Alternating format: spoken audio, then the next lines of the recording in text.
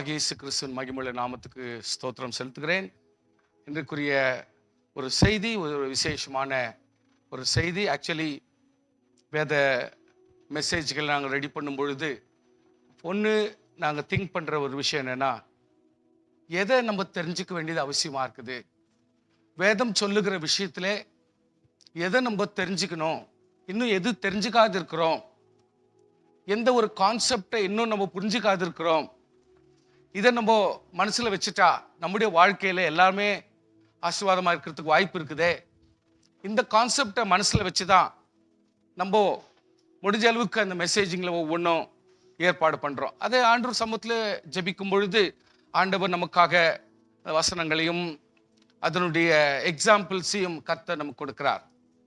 ஆனால் இன்றைக்குடைய வசனங்கள் ரொம்ப முக்கியமான ஒரு வசனம். ஏன் நான் சொல்கிறேன், அதாவது இப்போ நம்மெல்லாம் ஜெபம் பண்ணுறோன்னு வச்சுங்களேன்.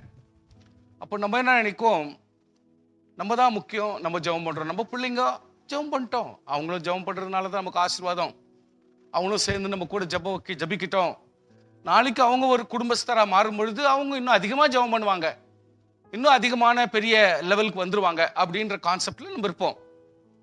ஆனால் வேத வசனத்தில் இன்னைக்கு நம்ம படிக்க போகிற பாடம் என்ன சொல்லுதுன்னா, ஒரு தகப்பனாரை தேவன் தெரிந்து கொண்டு, ஒரு தாயை தேவன் தெரிந்து கொண்டு ஒரு விசுவாசியாய் மாற்றி அவர்களை கர்த்தர் ரட்சிப்பிலே வழி நடத்துகிறார் என்றால், இதனுடைய நெக்ஸ்ட் ஒரு பங்கு தான் பிள்ளைகள்.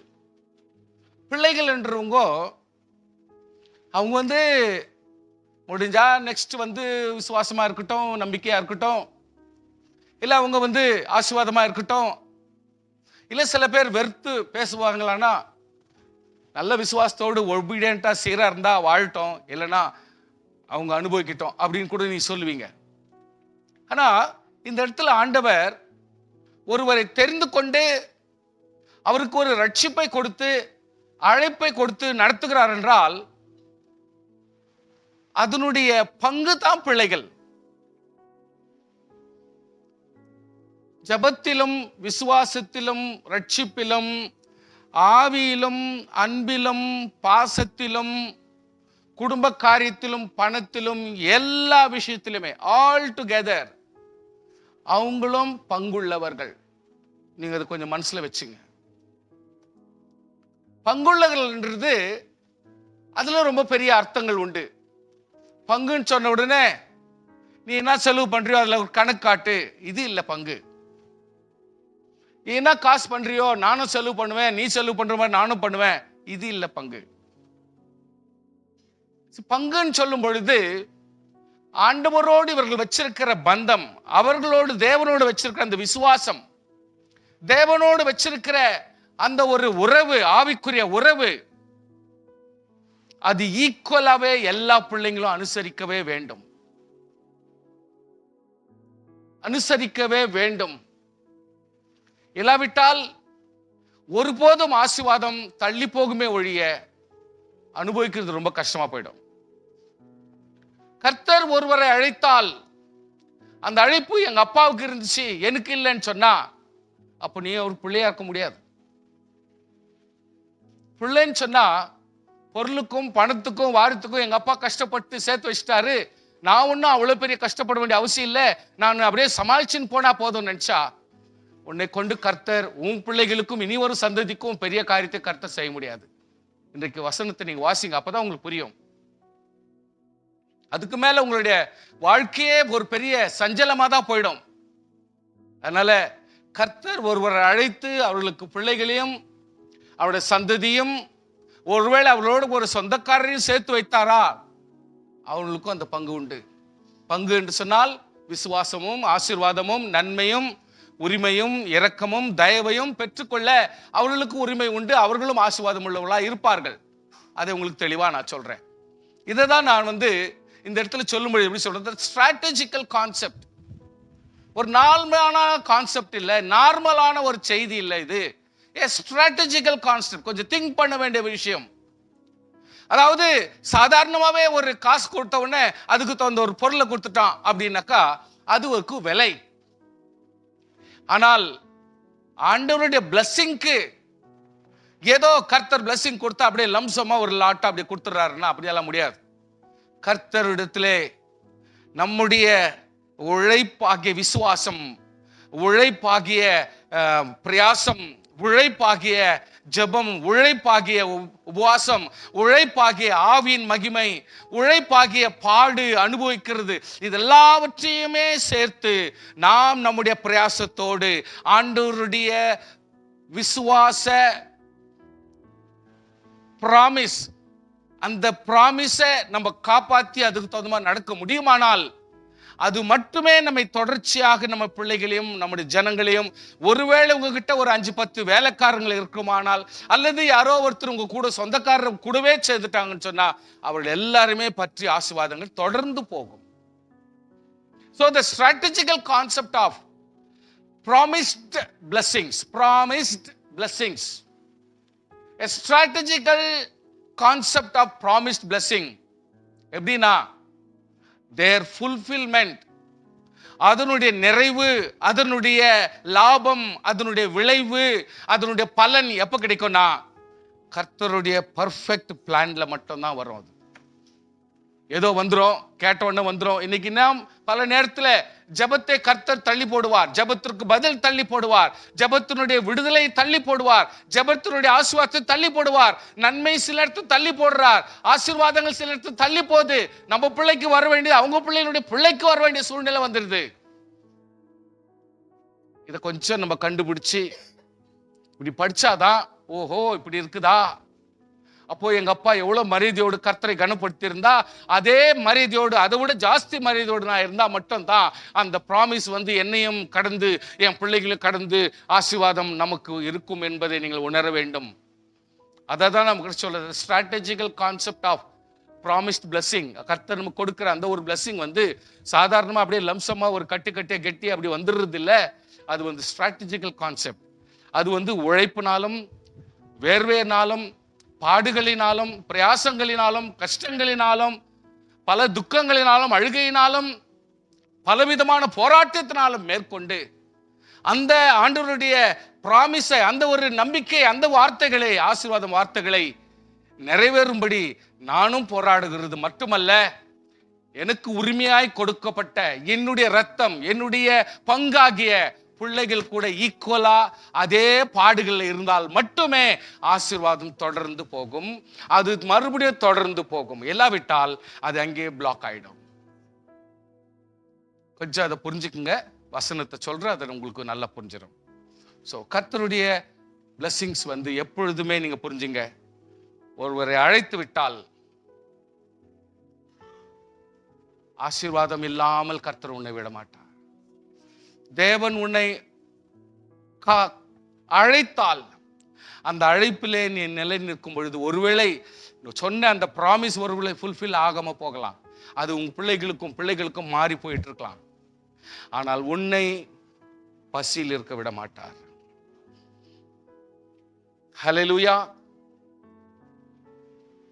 நான் இளைஞனா இருந்தேன், சொல்லுங்க, முதிர் வயது உள்ளவனும் ஆனேன், ஆனாலும் நான் அப்பத்துக்கு இறந்த திருதையும் சந்ததி அப்பத்துக்கு இறந்து தெரிந்தது என் கண். சில வசனங்கள்லாம் நீங்க அப்பவுமே ஞாபகத்துல வச்சுங்க, ரொம்ப நல்லது. கர்த்தர் ஒருபோதும் அழைத்த பிள்ளைகளை இதே விட மாட்டார். ஆனால் லம்சமா ஆசீர்வாதங்கள், அந்த ப்ராமிஸ்ட் பிளெஸிங்ஸ் எப்போ வரும்னா கர்த்தர் ஒருவேளை அப்படியே ப்ரொலாங் பண்ணி எடுத்துன்னு போவார். ஏன்னா உன்னுடைய உரிமையாகிய ஒரு பிள்ளை பிரயாசம் இல்லாமல், கஷ்டம் இல்லாமல், ஒரு விதமான பாரமும் அதுக்குரிய பிரயாசம் படாமல் அனுபவிக்கலாம்னு நினைச்சா முடியாது. அதை கொஞ்சம் நீங்க மனசுல வச்சுங்க. இன்னைக்கு அதுக்கு தான் ஒவ்வொரு வாலிப பிள்ளைகளும் நீங்க கொஞ்சம் அலர்ட் ஆயிருங்க. பிள்ளைகள் என்று சொல்லுகிற யாரா இருந்தாலும் சரி, நம்ம எல்லாரும் கொஞ்சம் அலர்ட் ஆயிருந்து இதை எவ்வளவு தூரத்துக்கு நம்ம எல்லாம் கட்டி காத்து அதே விசுவாசம், அதே ஜெபம், அதே ஒரு பிரயாசம், அதே பாடு, அதே பிரச்சனைகள் இருந்தாலும் நம்ம எப்படி கண்காணித்து அந்த ஆண்டவருடைய ப்ராமிஸை நிலை கொண்டு போலாம். ஏன் கர்த்தர் சில விஷயத்தை அவரே ரிப்பீட் பண்றார், ப்ரொனவுன்ஸ் பண்றார். ஆபிரகாமின் தேவனும் ஈசாக்கின் தேவனும் சொல்லுங்க, யாக்கோபின் why? எதுக்கு? அவனுடைய கஷ்டம் அவனுக்கு இல்லையா? இவனுடைய கஷ்டம் இவனுக்கு இல்லையா? இவனுடைய கஷ்டம் இவனுக்கு இல்லையா? ஏன் அதை ரிப்பீட் பண்ண வைக்கிறார்? ஏன் அதை அதாவது ரெப்ளிகாவாக இருக்க சொல்றார்? ஏன் ஜெராக்ஸா இருக்க சொல்றார்? ஏன் ஆசீர்வாதமா இருக்க சொல்றார்? எதுக்காக இவ்வளவு தூரத்துக்கு ஆண்டவர் எம்பசைஸ் பண்றார்? நீங்க அதை கொஞ்சம் புரிஞ்சுக்கணும், செயல்படணும்.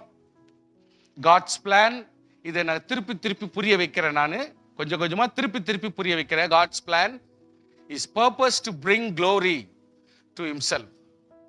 கர்த்தருடைய பிள்ளைகளே, தேவன் ஒரு காரியங்கள் உங்களுடைய வாழ்க்கையில செய்ய கர்த்தர் தீர்மானித்தால், அந்த ஒவ்வொரு பிரச்சனையிலும் ஒவ்வொரு போராட்டத்திலும் நீங்கள் படுகிற பிரயாசத்திலும் தேவனுடைய நாம் மகிமைப்படும் என்பதை நீங்கள் மறந்து போக வேண்டாம். So the every incidents கர்த்தர் மகிமைப்படுவார் என்பதை நீங்கள் மனதில் கொள்ள வேண்டும். கர்த்தர் எந்த ஒரு ப்ராமிஸை ஃபுல்ஃபில் பண்ணுகிறாரோ அதிலே ஒரு மகிமை இருந்தே இருக்கும். சே ஃபார் எக்ஸாம்பிள், கர்த்தாவே குருடனை ஏன் படைத்தீர் ஆண்டவரே? நொண்டி ஏன் படைத்தீர்? செவிடனை ஏன் படைத்தீர்? அவர்கள் தேவனுடைய மகிமையாக இருக்கிறார்கள். So you need to understand why. எதற்காக இவர்கள் இப்படி பிறக்கப்பட்டிருக்கிறார்கள் என்று சொன்னால் அதை நாம் தெளிவாக புரிந்து கொள்ள வேண்டும். டெஃபினெட்லி நாம் ஒவ்வொரு செயல் நம்முடைய வாழ்க்கை அனுபவிக்கிற ஒவ்வொன்றுக்கும் ஒரு தேவனுடைய மகிமை என்றது இருக்கணும். இல்லாவிட்டால் அது ஒரு பிசாசனுடைய கிரியாக இருக்க முடியும். ரெண்டுல எதனா ஒண்ணுதான் இருக்க முடியும். ஒன்று தேவனுடைய மகிமைக்காக இருக்கும், இல்லாவிட்டால் பிசாசனுடைய கிரியாக இருக்கும். ரெண்டுத்தையும் நாமே அலசி ஆராய்ந்து நாம் ஜெயித்து ஜெயித்து முன்னேறி போக வேண்டும். So the God's plan is purpose to bring glory to himself and bring blessings to us. கர்த்தருடைய பிளான் எப்பொழுதும் நம்முடைய வாழ்க்கை நடக்கிறதுன்னு சொன்னால் ரெண்டு நடக்க வேண்டும். ஒன்று தேவனுக்கு மகிமை கொடுக்க வேண்டும், ரெண்டாவது நம்முடைய ஆசீர்வாதத்துக்காக இருக்க வேண்டும். இது ரெண்டும் இல்லாமல் போனால் இது பிசாசனுடைய கிரியை என்பதை நீங்கள் புரிந்து கொள்ள வேண்டும். So you need to understand very carefully. Now அதே உங்களுக்கு புரிய மாதிரி உங்களுக்கு நான் சொல்லி தரேன். The ultimate good is that which manifests God's glory. கர்த்தருடைய மகிமை நம்முடைய வாழ்க்கையிலே வெளிப்படுகிறது என்று சொன்னால் அது நல்லதாகத்தான் இருக்கும். ஞாபகப்படுத்திக் கொள்ளுங்கள். கர்த்தர் ஒருவேளை உன்னுடைய வாழ்க்கையில வேதனையோ துக்கத்தையோ அனுபவித்தால் அது நல்லதுக்காகத்தான் இருக்க முடியும். அது கெட்டதுக்காக இருந்தால் அது பிசாசனுடைய தூண்டுதலாக இருக்கும் என்பதை நீ மறுபடியும் ஞாபகப்படுத்திக் கொள்ள வேண்டும். If you do not understand God's temporal blessings and his eternal blessings, we will not understand the plan of God. கர்த்தருடைய பிளான் எப்படி என்பதை புரிந்து கொள்ள வேண்டுமானால் அவருடைய டெம்பரல் பிளஸிங்ஸ் நம்முடைய வாழ்க்கையில காணப்பட வேண்டும்.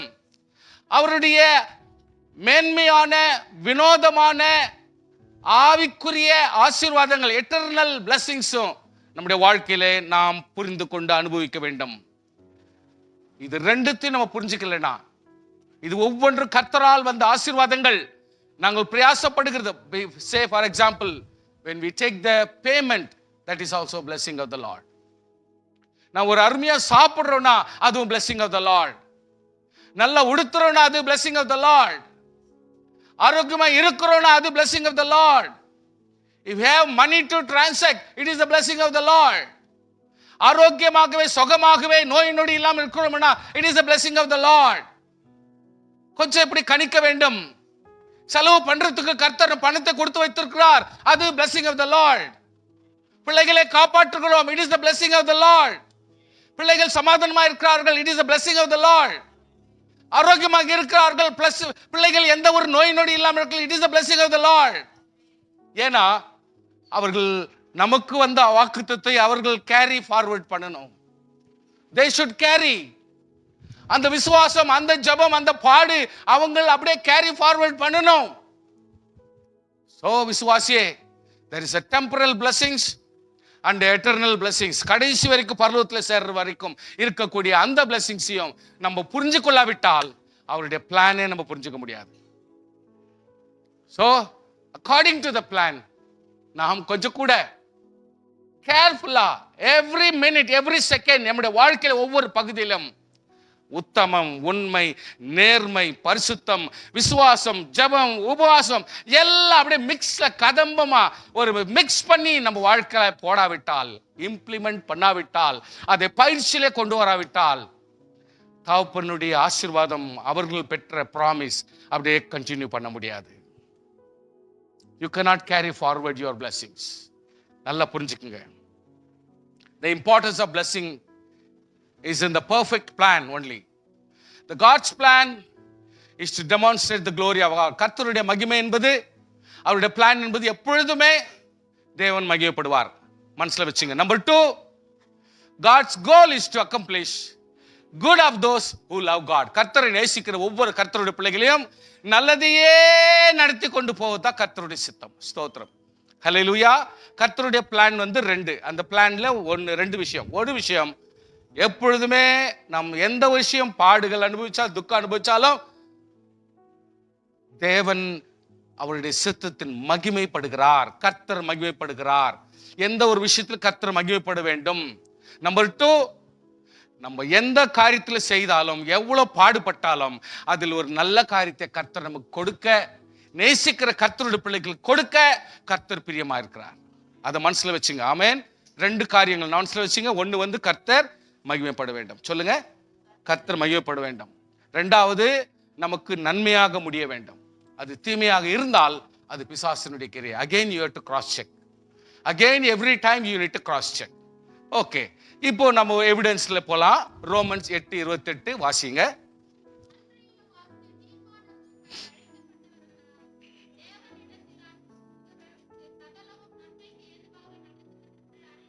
அவ்வளவுதான்.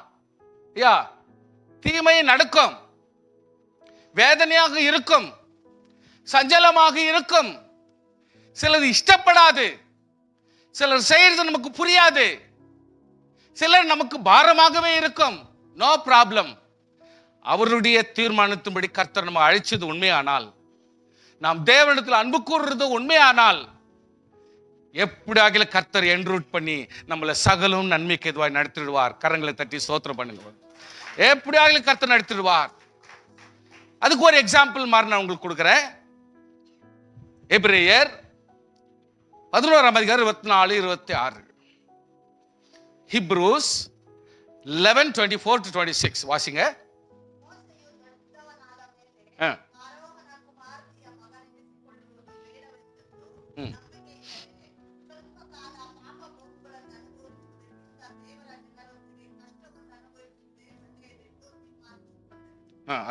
நெக்ஸ்ட்.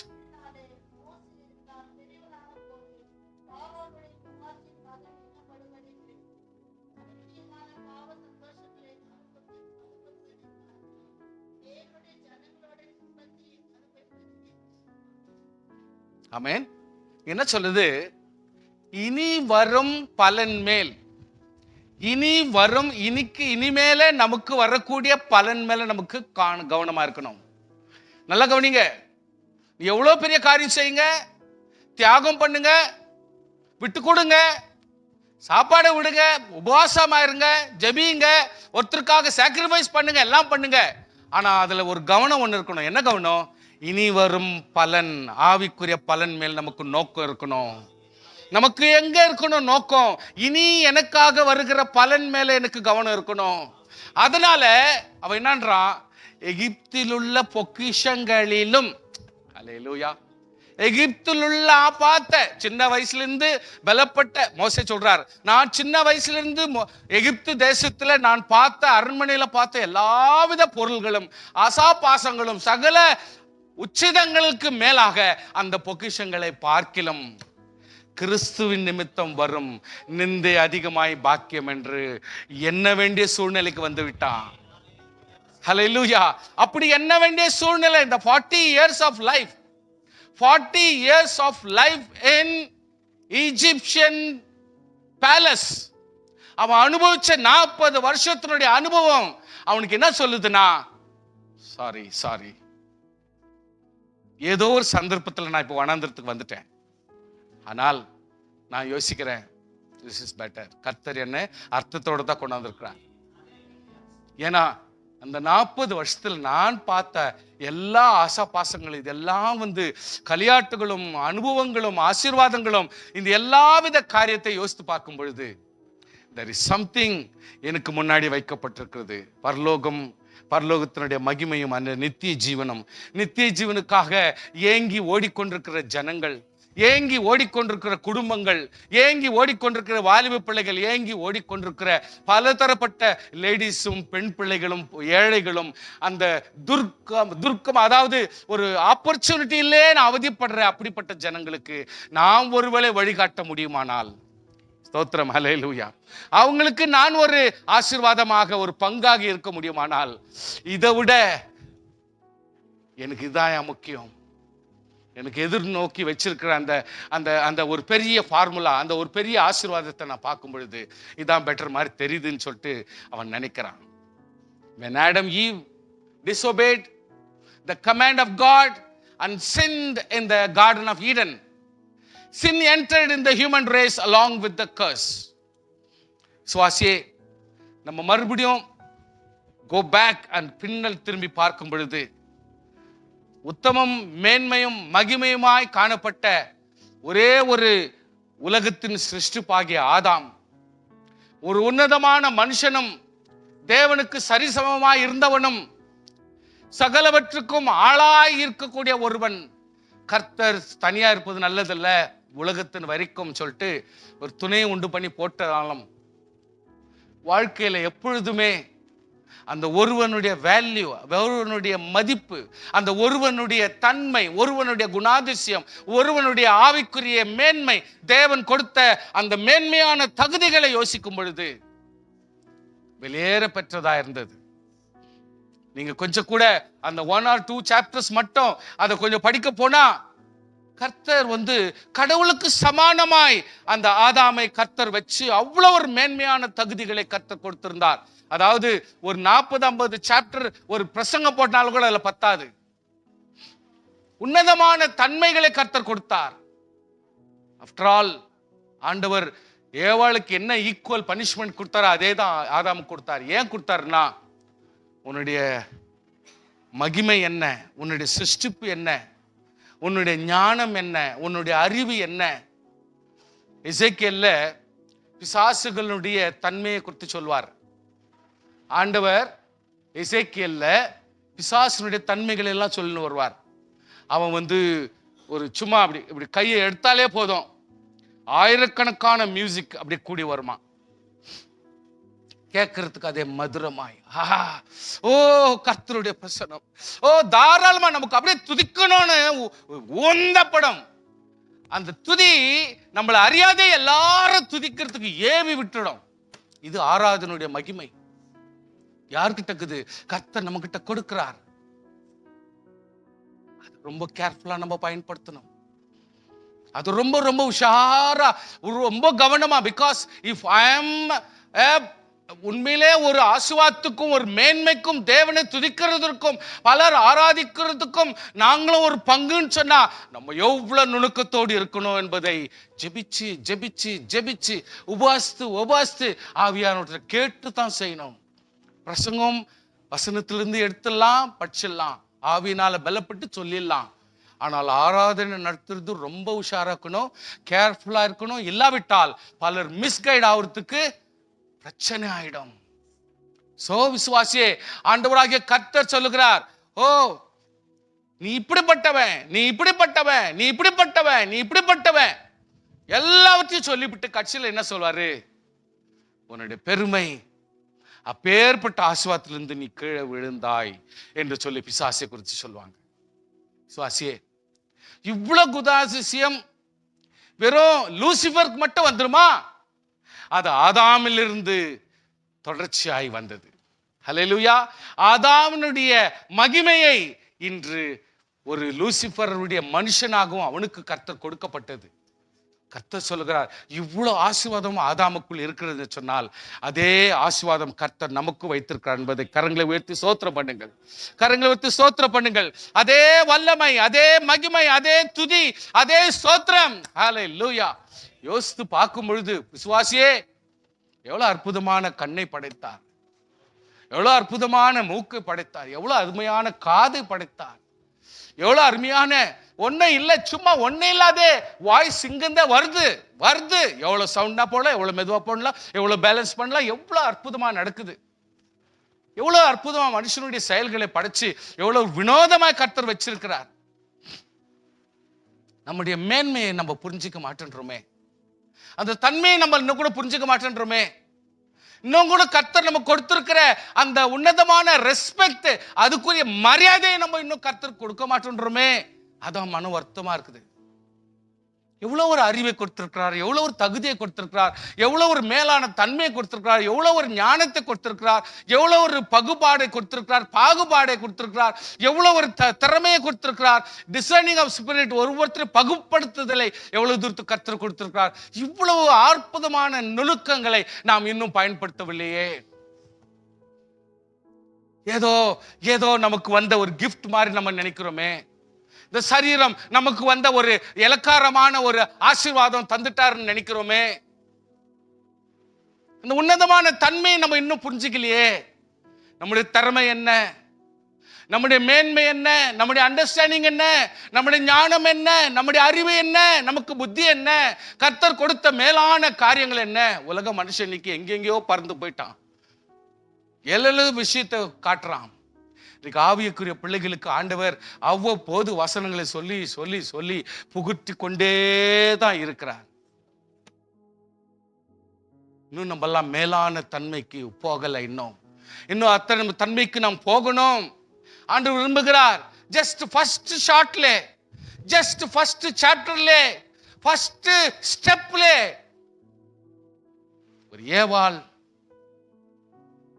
பேசக்கூடாததும் சம்பந்தப்படக்கூடாததுமான காரியங்களிலே ஈடுபட்டு இன்றைக்கு ஒரு பிசாசனுடைய ஆவிக்குரிய தந்திரங்களை, அதாவது ஒரு தேவ பிரசன்னத்தை ஏன் உணர முடியல, ஏன் தேவனுடைய நுணுக்கத்தை உணர முடியல, தேவனுடைய மேன்மையை ஏன் உணர முடியல, தேவனுடைய பிரசன்னத்துக்கு ஏன் மரியாதை கொடுக்க முடியல, தேவனுடைய தன்மைக்கு ஏன் வேல்யூ கொடுக்க முடியல, இன்றைக்கு இழந்து ஒன்னில்லாத துரத்தப்பட்ட ஆளா மாறிட்டோமே.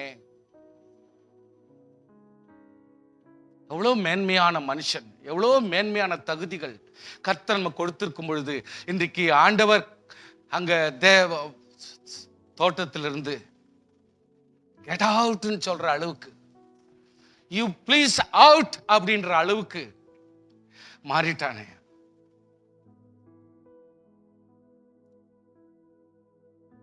உன்னை தேவனுக்கு சமமாக நான் படைத்தேனே, தேவனுக்கு சரிசமமாய் உன்னை உருவாக்கினேனே. உன்னுடைய ஞானத்தை கணிக்க முடியுமா? உன்னுடைய ஆராதனையை கணிக்க முடியுமா? உன்னுடைய தேவனை துதிக்கிற அந்த துதியினுடைய சத்தத்தை, உங்ககிட்ட இருக்கிற வல்லமையை கணிக்க முடியுமா? அந்த அபிஷேகத்தை கணிக்க முடியுமா? எல்லாத்தையும் இழந்துட்டு இன்னைக்கு ஒரு தோல்மையான உலக மனுஷன் மாதிரி நம்ம எல்லாம் விழுந்துட்டோமே. கொஞ்சம் நம்ம யோசிக்கத்தான் வேணும்.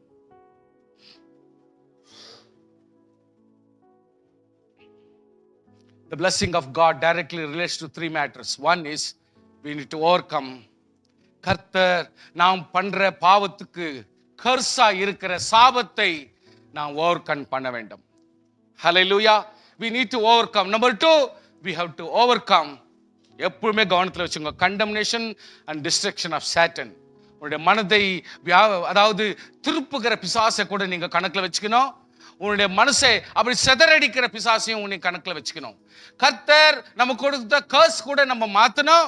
அட் தி சேம் டைம் ஈக்குவலாவே நம்ம என்ன பண்ணோம், பிசாசானவன் நம்மை தோல்வி அடை செய்து டிஸ்கரேஜ் பண்ணி நம்மை துக்கப்படுத்தி நமக்கு சமாதானத்தை குலைத்து நம்முடைய ஆறுதலை எடுத்து போட்டு நம்மளை ஒரு துக்கப்படுத்துறான் பாரு, ஏதோ ஒரு வகையில அவனுக்கு இடம் கொடுக்க கூடாது. ஹல்லேலூயா. மூணாவது, abiding in Christ all the time. கர்த்தருடைய கிருபையிலே எப்பொழுதும் ஃப்ளோட்டிங்லே இருக்கணும்.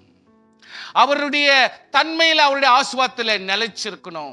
அதிலே நம்ம நிலைச்சு அதிலே நிலைத்திருந்தால் மட்டுமே கர்த்தர் நம்மை கடைசி வரைக்கும் அவருடைய சித்தத்தில் நடத்த முடியும். இப்போ உங்களுக்கு நான் பிகின் பண்றேன். எப்படி அது இவ்வளோ நேரம் நான் சொன்ன கதையெல்லாம் எப்படி செட் ஆகுது அப்படின்றத உங்களுக்கு நான் புரிய வைக்கிறேன். ஒருவேளை எந்த விஷயம் முக்கியமோ அதை மட்டும் படிக்க வைக்கிறேன். மிச்சத்தெல்லாம் பார்த்துங்க. எப்படி அந்த ஆசீர்வாதம் வந்து ஒருத்தர் கர்த்தர் கொடுத்தா அது ஆசீர்வாதத்தோடு இருந்தாலும் கூட பிள்ளைகள் எப்படி முக்கியத்துவப்படுகிறார்கள், பிள்ளைகள் எவ்வளவு தூரத்துக்கு 100க்கு 100% எவ்வளவு தூரத்துக்கு உண்மையா இருந்தா மட்டுமே அந்த ஆசீர்வாதம் தொடர்ந்து போக முடியும் என்பதை இந்த இடத்துல நீங்க படிக்கலாம். ஆதியாகமம் 12ஆம் அதிகாரம் 1 to 3 வசனங்கள்.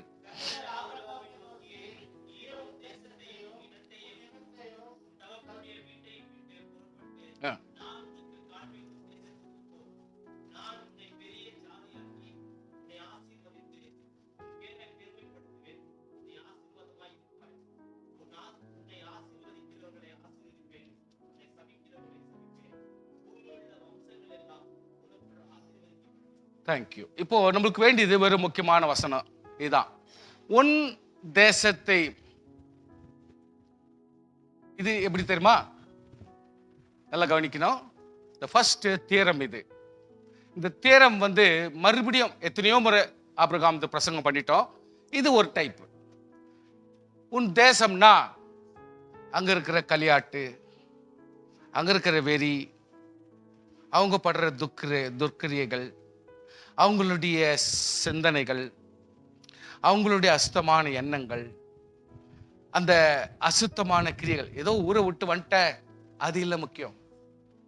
அந்த ஊரார்ல உனக்குள் இருந்த சம்பந்தம், அந்த ஊர்ல உனக்கு இருந்த அந்த இல்ல கேரக்டரைஸ்ட் காரியங்கள், இதெல்லாவற்றையும் விடணும்.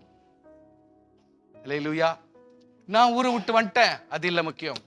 அந்த ஊர்ல இந்த விவகாரம், அந்த ஒரு போராட்டம், அந்த ஒரு துர்ச்செய்தி, அந்த ஒரு வைராக்கியம், அந்த ஒரு மோச நாசம், அந்த ஒரு திருட்டு, அந்த ஒரு பொய், அந்த ஒரு கிரியைகள், அந்த ஊர்ல இருந்த சகல வித அசுத்தமான கிரியைகள் எதெல்லாம் விட வேண்டுமோ எல்லாவற்றையும் விட்டாதான் அந்த ஊரை விட்ட கணக்கு. நம்பர் 2, அந்த தேசம், அந்த தேசத்தினுடைய கான்செப்ட் என்ன, அந்த தேசத்து ஜனங்களுடைய முக்கியத்துவம் என்ன, அந்த தேசத்து ஜனங்களுடைய பழக்க வழக்கம் என்ன, அந்த தேசத்தின் ஜனங்களுடைய உணவு பழக்கம் என்ன, உடை பழக்கம் என்ன, பேச்சு பழக்கம் என்ன, பார்வை பழக்கம் என்ன, அவருடைய செய்கை என்ன, இது எல்லா பழக்கத்தையும் விட வேண்டும். we cannot carry forward. கர்த்தர் இந்த வார்த்தையை நம்ம கொஞ்சம் கவனமா எடுத்து தான் ஹேண்டில் பண்ணணும். If we don't handle properly the words, கரெக்டா தியரம சரியா படிக்கலன்னா நம்ம நிச்சயமா நம்முடைய வாழ்க்கையில ஒவ்வொரு காரியம் அப்பப்போ வந்து நமக்கு பிளாக் ஆகும். ஒவ்வொரு பிரச்சனை, ஒவ்வொரு பழக்கமும், அந்த ஊர் பழக்கமும், தேசத்தின் பழக்கமும், ஜனங்களுடைய பழக்கம், அந்த சொந்த பந்தத்தினுடைய உரிமை, இது எல்லாமே வந்து அப்பப்போ நம்மளை பிளாக் பண்ணி ஆசீர்வாதங்களை குலைத்து போடும். தேர்பை தேவனுடைய ப்ராமிஸ் நிறைவேறாதபடி புரளாங்காய் போயிடும். உன் தகப்பன் வீட்டையும், தகப்பன் வீடு அப்படின்னு சொல்லும் பொழுது இது வந்து கம்பைன்டு வேர்டு. உன் குடும்பத்தினுடைய பந்தம், உன்னுடைய உறவு முறை, பேச்சுத்திறன், உங்களுடைய பந்தங்கள், விவகாரங்கள், பழக்க வழக்கங்கள், உங்களுடைய முறையான செயல்பாடுகள். நான் இப்படித்தான் பண்ணுவேன், நான் இப்படித்தான் பேசுவேன், நான் இங்கதான் இந்த மாதிரி தான் நான் ஆக்ட் பண்ணுவேன், என்கேஜ்மெண்ட்னா இப்படித்தான் பண்ணணும், பேச்சுனா இப்படித்தான் பண்ணணும், இப்படிதான் செய்யணும். இப்படி சில முறைகள், குடும்பங்களுடைய சில முறைகளை எல்லாத்தையும் விட சொல்றார் ஆண்டவர். கம்ப்ளீட் எல்லாத்தையும் விட்டு தான் ஆண்டவர் வருஷம். எப்படி சொல்லணும்னா, விட்டு அப்புறம் தான் புறப்படணும். விட வேண்டியதை கம்ப்ளீட்டா விடணும், அப்புறம் தான் புறப்படணும். ஸோ புறப்படுறதுக்கு ஒரு மீனிங் இருக்குது. அது வந்து தேசமும் இனமும் வீட்டையும், இதனுடைய எல்லா பழக்கங்களையும் நம்ம விட்டு கர்த்தர் சமூகத்தில் வந்தா மட்டும்தான் ஆண்டவருடைய ப்ராமிஸ் வந்து நமக்கு கண்டினியூ ஆக முடியும்.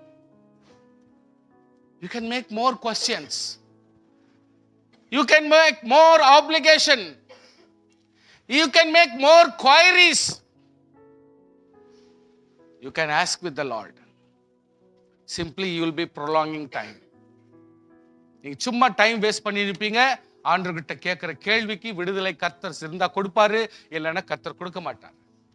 தேவையில்லைன்னா கொடுக்க மாட்டார். கர்த்தருடைய பிள்ளைகள் எப்பொழுதுமே ரொம்ப கவனமா இருக்கணும். அவசியம் இருந்தால் மட்டும்தான் ஆபிரகாமோடு பேசுவார். அவசியம் இருந்தால் மட்டுமா எலியாவை வந்து சந்திப்பார். அவசியம் இருந்தால் மட்டுமே யாக்கோபை வந்து கர்த்தர் தரிசனத்துல பேச முடியும். அவசியம் இல்லாத இடத்துல தேவன் வந்து இன்டர்பிரஷன் பண்ண மாட்டார். He will not interrupt at any place for anybody because God is always a supreme. அவர் வினோதமான மகிமுள்ள கர்த்தர் என்பதை மனசுல வச்சுங்க. சோ ஆண்டவர் ஆசீர்வதிக்கிறதுக்கு அது ஆசீர்வாதம் பாருங்க. எப்போ வேணா கர்த்தர் அபிவிருத்தி பண்ணுவார், எப்போ வேணா இன்க்ரீஸ் பண்ணுவார். Now God's promise to Abraham include land and seed. ரெண்டு காரியம் ஆண்டவர் ஆபிரகாமுக்கு கொடுத்த பிராமிஸ்க்கு வந்து ரெண்டு காரியம் முக்கியத்துவம் கொடுக்குது. ஒன்னு வந்து ஆசீர்வாதம், சொத்து ஆசீர்வாதம், பண ஆசீர்வாதம், செல்வாக்கு ஆசீர்வாதம், எல்லாவித நன்மையும் தொடரும். அட் த சேம் டைம் கர்த்தர் இன்னொன்று இரண்டாவது பாகத்தை கொடுக்கிறார், லேண்ட். கர்த்தருடைய பிள்ளைகளுக்கு ஒரு உறுதியான ஸ்தலம் கர்த்தர் கொடுக்கிறார். சோ நமக்கு கர்த்தர் இன்னைக்கு இருக்கிற கான்செப்ட் வேறங்க. நல்லா கவனிச்சு பாருங்க. இன்றைக்கு நம்மளுக்கு ஃபர்ஸ்ட் லேண்டை கொடுத்துறாரு, உட்கார்றதுக்கு இடம் கொடுக்குறாரு. இடம் கொடுத்த பிறகு தான் நம்ம மற்ற காரியத்தை செய்ய வைக்கிறார். கான்செப்ட் மாறிடுச்சு. இப்போ அன்னி காலத்துல ஆண்டவர் லேண்டு கொடுக்கல, எங்கன்னா போய் தங்கிக்கலாம். அதனால தான் இவன் ஒவ்வொரு இடத்துல போகும் பொழுது ஆட்கள் கம்மியா இருந்ததுனால ஆட்கள் யாரை பார்த்தாலும் அவங்களை இன்வைட் பண்ணணும்னு ஆசை இருந்துச்சு அவங்களுக்கு. அதனால தான் எதிர்பாராத ஒரு ஆட்களை கூப்பிட்டு வீட்டுல சாப்பாடு கொடுக்குறான். அன்எக்ஸ்பெக்ட்லி அவங்க தேவ தூதர்களா இருந்துட்டாங்க. ஜனங்க இல்லாத காலம், யாருன்னா மனுஷன் கிடைச்சாலும் கூட்டிட்டு வந்து சாப்பாடு கொடுத்து அவனை ஆஸ்வதிக்கிற காலம். இன்றைக்கு அப்படி இல்லை. உலகம் முழுவதிலும் ஜனங்களும் சொந்தமும் பந்தமும் ஜனங்களும் ஜாஸ்தி ஆயிட்டதுனால யாரும் இல்லாட்டி நல்ல வேலையாச்சு அப்படின்ற நிலைமைக்கு வந்துட்டோம். வெறுப்புகள், விரோதங்கள், துக்கங்கள், மன கஷ்டங்கள். ஏன் சொன்னா அதிகமான ஜனங்கள், அதிகமான ஆட்கள், எல்லாம் நெருக்கடி, எல்லாம் பம்பாடு ஆகுது. அதனால தான் நமக்கு சீக்கிரமாக நம்ம எல்லாம் பிரச்சனையில ஆகிறதுக்கு ஒரு வாய்ப்பு, போராட்டங்களில் ஈடுபடுறதுக்கு ஒரு வாய்ப்பு, விரோதம் ஆகிறதுக்கு வாய்ப்பு. Because of that only. ஆனா அன்னைக்கு யாரும் இல்ல, ஜனங்களே இல்ல, ஜனங்க கிடைச்சா போதும்னு இருந்துச்சு. பட் ஆபிரகாம் அந்த ஆண்டவர் சொன்ன வார்த்தையிலே அப்படியே நிக்கிறான். Hallelujah. The Abraham seed was to begin with a son. இந்த இடத்துல சொல்லப்படுகிறது, ஆதியாகமம் 15:1-6 வாசிக்கிறோம். இந்த காரியங்கள் நடந்த பொழுது கர்த்தருடைய வார்த்தை ஆபிரகாம் தரிசனத்தில் உண்டாகி, ஆபிரகாமே நீ பயப்படாதே. கர்த்தர் வந்து மறுபடியும் ஒரு அட்டெண்டன்ஸ் கொடுக்கிறார். கூப்பிட்டுமே பொறுப்பிட்டாங்க, வந்து அட்டெண்டன்ஸ் கொடுக்கிறார். பயப்படாத, திருமணம் நடக்கிறதுக்கெல்லாம் பயப்படாத, நான் உனக்கு கேடகமாயிருப்பேன், நான் உனக்கு மகா பெரிய பலனுமாயிருக்கிறேன் அப்படி சொல்லிட்டு. அப்ப ஆண்டவர் கிட்ட கேட்கிறாரு, ஆண்டவரே எனக்கு என்ன கொடுப்பேன்? ரொம்ப நல்ல கேள்வி இது. அவரு அந்த மனசுல இருக்கிற ஃபீலிங் அப்படியே எடுத்து ஆண்டவர்கிட்ட சொல்றாரு. அவங்க அப்பா வீட்லயும் பேசல, யார்கிட்டையும் பேசல. இப்போ ஆண்டவர்கிட்ட மட்டும் பேசுறாரு. அவருக்கு நெருக்கமாயிட்டார். இப்போ ஆண்டவரே என்ன கொடுப்பீர்? எனக்கு ரொம்ப சகஜமா அப்படியே க்ளோஸா பேசுற மாதிரி பேசுறாரு. என்ன கொடுப்பீர்? எனக்கு பிள்ளைங்க இல்லையே. சோ அந்த ஃபீலிங் எவ்வளவு கரெக்டா அவன் எக்ஸ்ப்ளோஸ் பண்றான் பாருங்க. எதுவுமே மறைக்காம எவ்வளவு ஆண்டவர் சமூகத்துல பாருங்க. நீங்க எல்லார்கிட்டையும் எவ்வளவு கஷ்டம் இருந்தாலும் நீங்க சில நேரத்துல சிலர்கிட்ட அவாய்ட் பண்ணுங்க. சிலர் பேச வேண்டியதை அவாய்ட் பண்ணுங்க, சிலர்கிட்ட சொல்ல வேண்டியதை அவாய்ட் பண்ணுங்க, சிலருக்கு சொல்லக்கூடாது சொல்லாதீங்க, சில நேரத்துல உங்களுக்கு ஆசை இருந்தா கூட சொல்லாதீங்க. ஆனா ஆண்டவர்கிட்ட எதை வேணா பேசலாம். நான் பிள்ளை அமைக்கிறேனே. அதுல இன்னொரு காரியம் நீங்க மனசுல வைக்கணும். எல்லாரும் கொஞ்சம் அட்டென்ஷன் ப்ளீஸ். என்ன கவனிக்கணும்? தமஸ்கு ஊரான் ஆகிய, நல்லா கவனிச்சுங்க. இப்போ தமஸ்கு ஊரான், என்கிட்ட எத்தனையோ பேர் வேலைக்கு கூப்பிட்டு எத்தனையோ பேர் வச்சுட்டு இருக்கிற, எத்தனையோ பேர் என் கூட வர்றாங்க.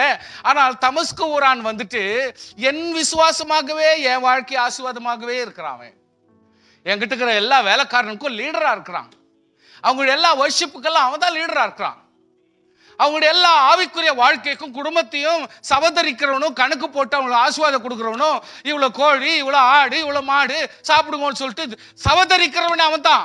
அந்த தமஸ்கு ஊரான் வார்த்தை ரொம்ப கேர்ஃபுல்லா இருக்கணும். இன்னைக்கு என் வீட்டுல வந்து பிழைக்கிறான் யாரு? தமஸ்கு ஊரான். அந்த தமஸ்கு ஊரான் ஆகிய இந்த எலேசர் என் வீட்டு விசாரணை இல்ல. இது ரொம்ப முக்கியம். சில வார்த்தைகளை படிக்கும் பொழுது நம்மளுக்கு சுருக்குன்னா பாப்பா பாப்பா விசாரணை காரணம் இருந்துட்டு கூட நான் கவலைப்பட மாட்டேன். விசாரணை கர்த்தன். அப்போ ஒரு விசுவாசியோட கூட பாருங்க, நான் இன்னொரு சொல்றேன், வெறும் லோத்து வந்துட்டான் நீங்க கணக்கு போடுறீங்க.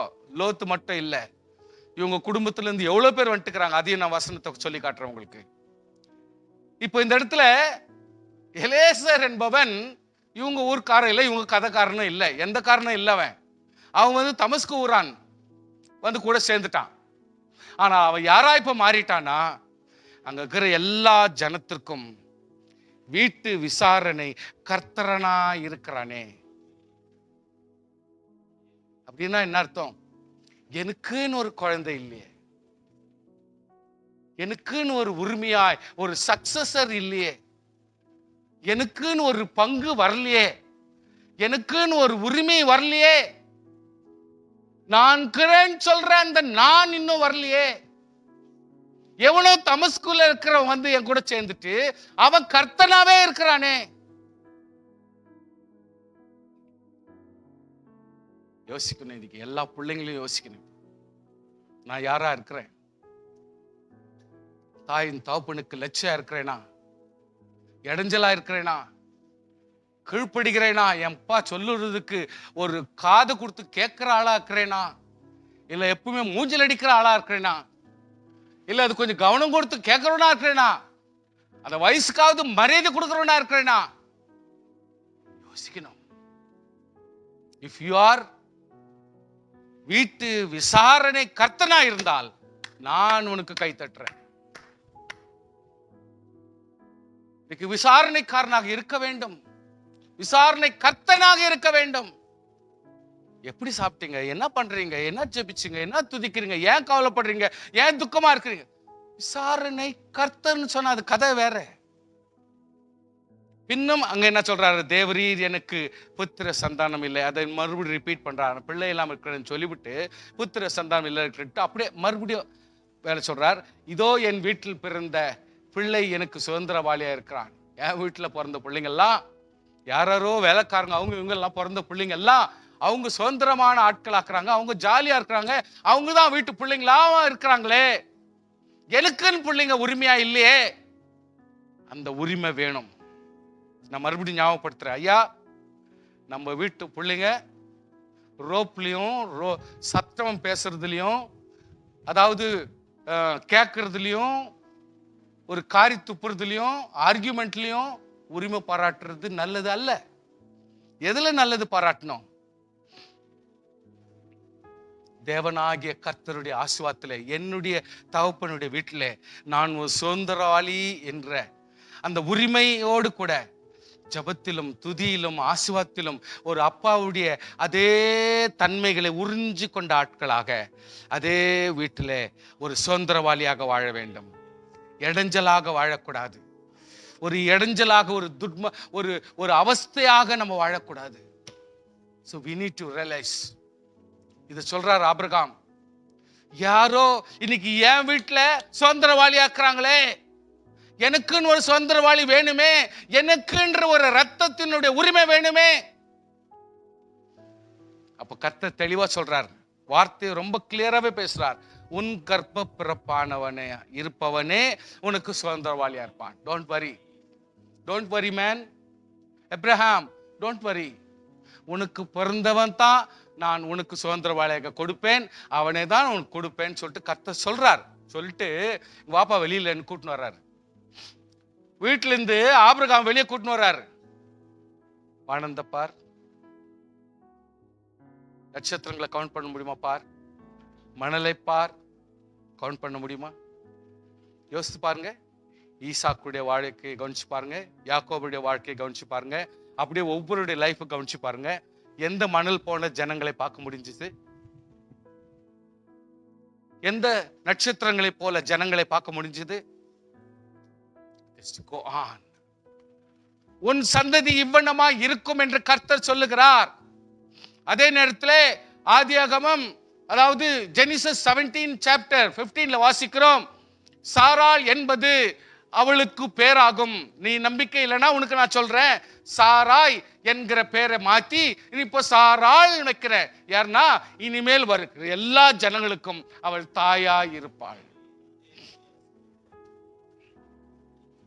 அப்போ அவள் குறித்து கர்த்தர் அங்க என்ன சொல்றாங்கன்னா, நான் ஆசீர்வதித்து ஒரு குமாரனை தந்து ஜாதிகளுக்கு தாயாகவும் ஜாதிகளின் ராஜாக்கள் உண்டாகவும் அவளை ஆசீர்வதிப்பேன் சொல்றார். ஹல்லேலூயா, ஹல்லேலூயா. கர்த்தருடைய பிள்ளைகளுக்கு மறுபடியும் ஞாபகப்படுத்துறேன், ஆண்டவர் ஆம்பளைங்களுக்கு தான் அந்த உரிமை கொடுத்துறாருன்னு நினைச்சேன்னா, இன்றைக்கு ஆபிரகாமுக்கு ஆதாமுக்கு ஒரு ஏவாள் தேவைப்பட்டது, ஒரு ஈசாக்குக்கு ரெபேக்காள் தேவைப்பட்டது,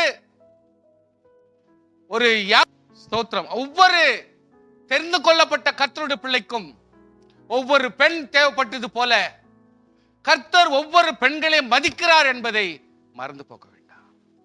ஆண்டவராகிய கர்த்தர் ஒவ்வொரு ஸ்திரீமார்களையும் மதிக்கிறார். ஆண்களை மதித்தது போல கர்த்தர் பெண்களை மதித்தபடினாலே தான் இன்றைக்கு ரூத் என்பவர்களுக்கு கூட கர்த்தர் பெரிய மரியாதை கொடுத்தார். தகுதி இல்லாத ஒரு அந்நிய தெய்வத்தினுடைய சம்பந்தப்பட்ட ஜனங்கள் மத்தியிலும் கர்த்தர் ரூத்தை தெரிந்து கொண்டு உரிமை கொடுத்து அவருடைய வம்சத்திலே வரும்படியான கிருபையை கர்த்தர் கொடுத்தார். கர்த்தருடைய பிள்ளைகளுக்கு மத்தியிலே தேவனாகிய கர்த்தர் ஆசீர்வாதங்களை கொடுக்க வேண்டுமானால் இந்த ஒவ்வொரு காரியங்களும் நம் கவனத்தில் வர வேண்டும். தேவன் ஆண்களானாலும் பெண்களானாலும் யாரை கர்த்தர் கைவிட மாட்டார். ஸ்தோத்திரம். அப்பொழுது ஆபிரகாம் முகம் குப்புற விழுந்து, நான் 100 வயது உள்ளவனானேன். கர்த்தர் 75 வயசுல கூப்பிட்டார். 25 years ஓவர். விசுவாசம். இன்னைக்கு நம்ம 1 வருஷம் 2 வருஷம் தாக்கு பிடிக்க முடியல. இன்னைக்கு 1 மாசம் 2 மாசம் தாக்கு பிடிக்க முடியல. 2 நாள் 3 நாள் நம்ம ஜபத்துக்கு பதில் வரலன்னா தாக்கு பிடிக்க முடியல.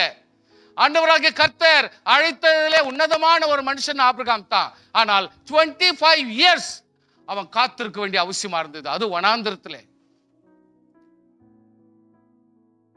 உரிமையான ஒரு அத்தன்டிகேட்டட் வீடு இல்லாம இருந்துச்சு. கூடாரங்களிலே அவ்வளவு ஆயிரக்கணக்கான ஜனங்கள் அங்கே கூடி வாழ்ந்தார்கள். அவர்கள் மிக மிக மேன்மையாய் கர்த்தர் வைத்தார். சாராளும் 90 வயது உள்ளவளாக இருந்தாள். ஸ்தோத்திரம்.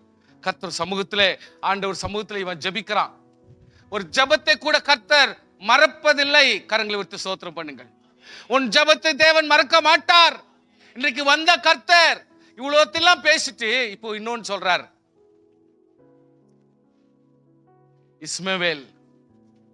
இஸ்மவேல் உமக்கு முன்பாக பிழைப்பானாக என்று ஆபிரகாம் தேவனிடத்தில் விண்ணப்பம் பண்ணினான். இஸ்மவேல் ஏதோ இவங்க பண்ற ரகலிக்கு நானும் அதுல வம்பா மாட்டி எனக்கு குடும்பத்துல ஒரு பெரிய சச்சரவு மாதிரியே கொண்டாந்துட்டாங்க. கர்த்தாவை நான் என்ன பண்ண முடியும்? எக்ஸ்பிளேஷன் கொடுக்கல. ஏதோ குடும்பத்துல அனுசரிக்கணும், அதனால நான் வந்தேன்.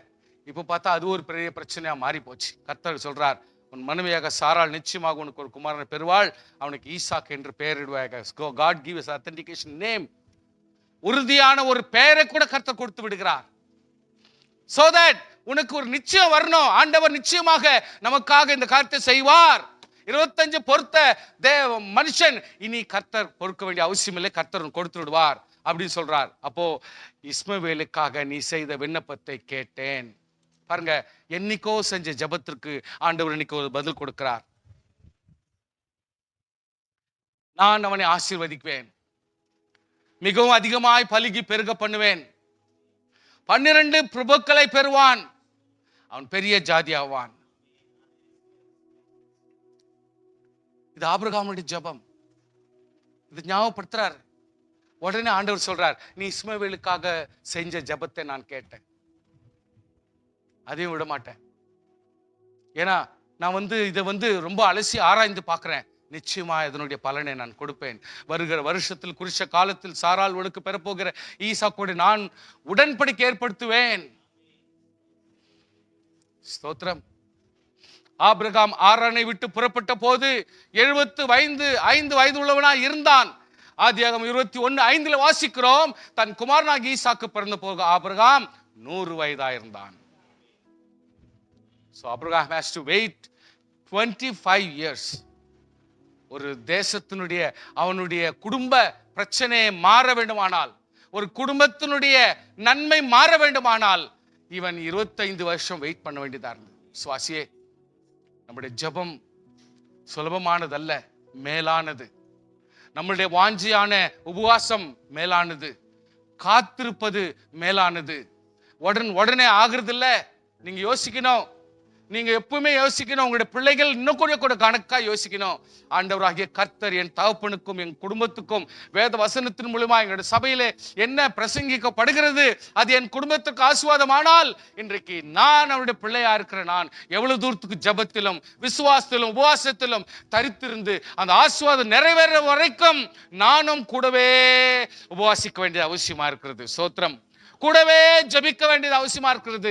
நானும் உத்தமத்தோடு ஆண்டவரை பின்பற்ற வேண்டியது அவசியமா இருக்கிறது. You cannot have choose your ways. உங்களுடைய சொந்த காரியங்களையும் சொந்த சிந்தனையும் நீங்க செலக்ட் பண்ணின்னு நான் செஞ்சுதான் கரெக்ட்னு யோசித்தீங்கன்னா நிச்சயமாக ஆசீர்வாதம் தள்ளி போகும். ஸ்தோத்திரம் பண்ணுங்க. ஆசீர்வாதம் தள்ளி போகும். You need to understand. அது ஆண்டவருக்கு மகிமை கொடுக்கணும், உனக்கு அபிவிருத்தி கொடுக்கணும். நான் ஃபர்ஸ்டே சொன்னேன், கர்த்தர் உன்னுடைய செயல்கள் எதிலேயும் ஆண்டவர் மகிமைப்பட வேண்டும். இரண்டாவதாக அது உனக்கு பலனை கொடுக்க வேண்டும். நஷ்டத்தையும் வேதனையும் மட்டும் கொடுக்க கூடாது என்பதை நீங்க மனசுல வச்சுங்க. ஸ்தோத்திரம். The son was just a beginning. இப்பதான் கர்த்தர் ஒரு ஈசாக்குன்னு ஒருத்தரை கொடுத்துட்டார். Abraham 160 years old when Jacob Esau was born to Isaac.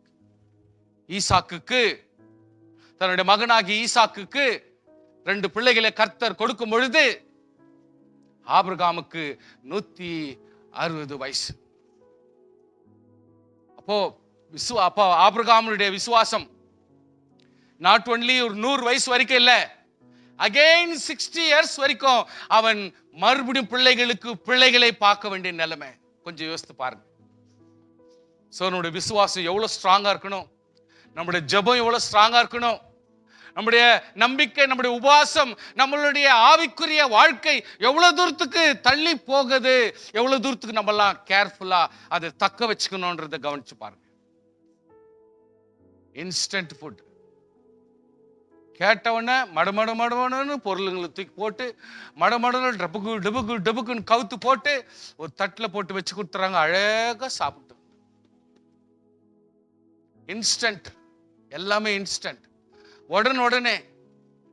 அப்படியெல்லாம் போய் இன்னைக்கு வீட்டில் தான் மதிச்சு வீட்டில் வாழ்ந்து வீட்டில் சாப்பிட்டா போதும்னு நினைக்கிறோம். வீட்டில் கூட புக்கையும் பெண்ணும் செல்போனை வச்சுக்கிட்டு தான் இன்னைக்கு குக்கிங் பண்றாங்கன்னா அது இன்னும் எவ்வளோ அலங்கோலமான விஷயமா இருக்கும். எவ்வளவு தூரத்துக்கு இதெல்லாம் சூழ்நிலை மாறிடுது பாருங்க. ஒவ்வொரு விசுவாசியினுடைய ஜெபம் எவ்வளவு வேல்யூ, ஒவ்வொரு விசுவாசியினுடைய உபவாசம் எவ்வளவு வேல்யூ என்பதை பாருங்க. ஈசாக்கை பெற்ற 100 வயதுள்ள மனுஷன் மறுபடியும் அந்த பிள்ளையினுடைய இன்னொரு பிள்ளையை பார்க்கணும்னா, பேரனை பார்க்கணும்னா அவன் இன்னும் 60 வருஷம் வெயிட் பண்ண வேண்டிய சூழ்நிலை வந்துச்சு. அவருடைய விசுவாசம் பெருசுன்னு நான் கை தட்டி ஸ்தோத்திரம் பண்றேன். ஹல்லேலூயா. இன்றைக்கு நம்ம எல்லாம் கர்த்தர் சீக்கிரமா கர்த்தர் மாற்றி கொடுக்கிறார், சீக்கிரமா ஆசீர்வாதத்தை கொடுக்கிறார், சீக்கிரம் மாற்றத்தை கொடுக்கிறார், சீக்கிரம் அபிவிருத்தி கொடுக்கிறார், சீக்கிரம் வீடு கட்ட உதவி செய்யறார், சீக்கிரம் பொருள்களை வாங்க உதவி செய்யறார், சீக்கிரம் அபிவிருத்தி, சீக்கிரம் கல்யாணம், சீக்கிரம் காரியம், சீக்கிரம் குழந்தை பெத்துக்கிறாங்க. அதுக்கு தான் ஆபிரகாமுடைய விசுவாசம் ரொம்ப பெரிய விசுவாசம். அதுக்கு தான் அவருடைய காத்திருப்பு ரொம்ப பெரிய காத்திருப்பு. அவங்களுடைய உபவாசம் ரொம்ப பெரிய உபவாசம், அவ்வளவு சலீசான உபவாசம் இல்ல. Great nation was still in one seed. ஒரு பெரிய தேசத்தை உனக்காக கொடுப்பேன் என்று ஆண்டவர் வாக்குத்தத்தத்தை கொடுத்தால் அது far behind. ரொம்ப பெரிய விசுவாசம். அவனை போல நம்மளால இருக்கிறதுக்கு முடியாது. உடனுக்குடனே ஆயிடணும், உடனுக்குடனே நடந்துடணும், உடனுக்குடனே முடிச்சிடணும், உடனுக்குடனே காய்ச்சி பின்னும், உடனுக்குடனே திட்டிடணும், உடனுக்குடனே சரிப்படுத்தணும், உடனே சால்வ் பண்ணிடணும். கர்த்தருக்கு மகிமையும் கொடுக்காது, நமக்கு அபிவிருத்தியும் கொடுக்காது. கொஞ்சம் கவனமா இருக்கணும். Now the younger generation has to think further. Our generation, latest generation has to think very properly. ரொம்ப கேர்ஃபுல்லா நீங்க திங்க் பண்ணி தான் நம்ம முயற்சி எடுக்கணும். நம்முடைய விசுவாசம் வெரி வெரி காஸ்ட்லி. நம்முடைய ரட்சிப்பு வெரி காஸ்ட்லி. எழுந்து போறது ரொம்ப சுலபம், தக்க வச்சுக்கிறது ரொம்ப கஷ்டம். Please please please. குழந்தை கொடுத்தார், அந்த குழந்தை பார்த்ததுக்கு இன்னும் கொஞ்சம் 60 வருஷம் வெயிட் பண்ணி ஈசாக்குக்கு ஒரு 2 பேரும் டபுளா பிறந்துச்சு. கர்த்தருக்கு ஸ்தோத்திரம், ஃபைன். ஆனால் அவனுக்கு இன்னும் கர்த்தர் சொத்து கொடுக்கவே இல்லை. It was not in Abraham's lifetime that the promise of great nation was fulfilled. தேசத்தை குறித்ததான ப்ராமிஸ் ஃபுல்ஃபில் ஆகவே இல்லை. அவன் உயிர் வாழும் காலத்திலே அது நிறைவேறவில்லை. God also promised Abraham great land and the seed would possess. அவன் ஒரு இடத்தை பிடிப்பான், உனக்காக தருவேன். இப்படி ஈஸ்ட்ல போனா போ, வெஸ்ட்ல போனா போ, சவுத்ல போறதுனா போ, நார்த்ல எவ்வளவு தூரம் போ, இதெல்லாம் உனக்கு தருவேன் கர்த்தர் சொன்னார். கேட்டு ஜெபிக்கிறது நமக்கெல்லாம் சுலபம், ஆனால் அதுக்காய் காத்திருக்கிறது நம்முடைய ஜெபம் வெரி வெரி இம்பார்ட்டன்ட். சுவாசியே, எல்லாம் உடனே ஆயிடணும்னு சொன்னா துணியில் ஆயிடலாம், சாப்பாட்டில் ஆயிடலாம், பொருள் ஆயிடலாம், பிரயாணத்தில் ஆயிடலாம், செல்போன்ல ஆயிடலாம். ஆனா விசுவாசத்தில் ஆகிறது கஷ்டம்.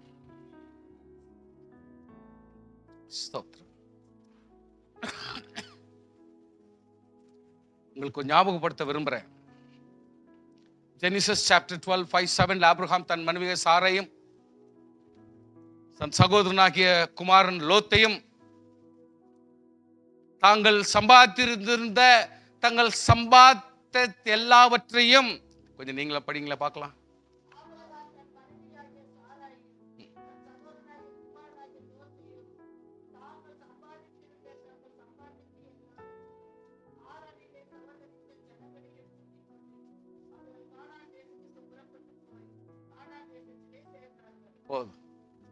எப்படிங்க 12th சாப்டர்ல, ஜெனிசிஸ் 12th சாப்டர்ல வாக்குத்தத்தம் என்ன பண்றீங்களோ, வாக்குத்தத்தம் எங்க படிக்கிறீங்களோ அங்கே தான் இருக்குது. சோ வெறும் லோத் இல்ல, சம்பத்து.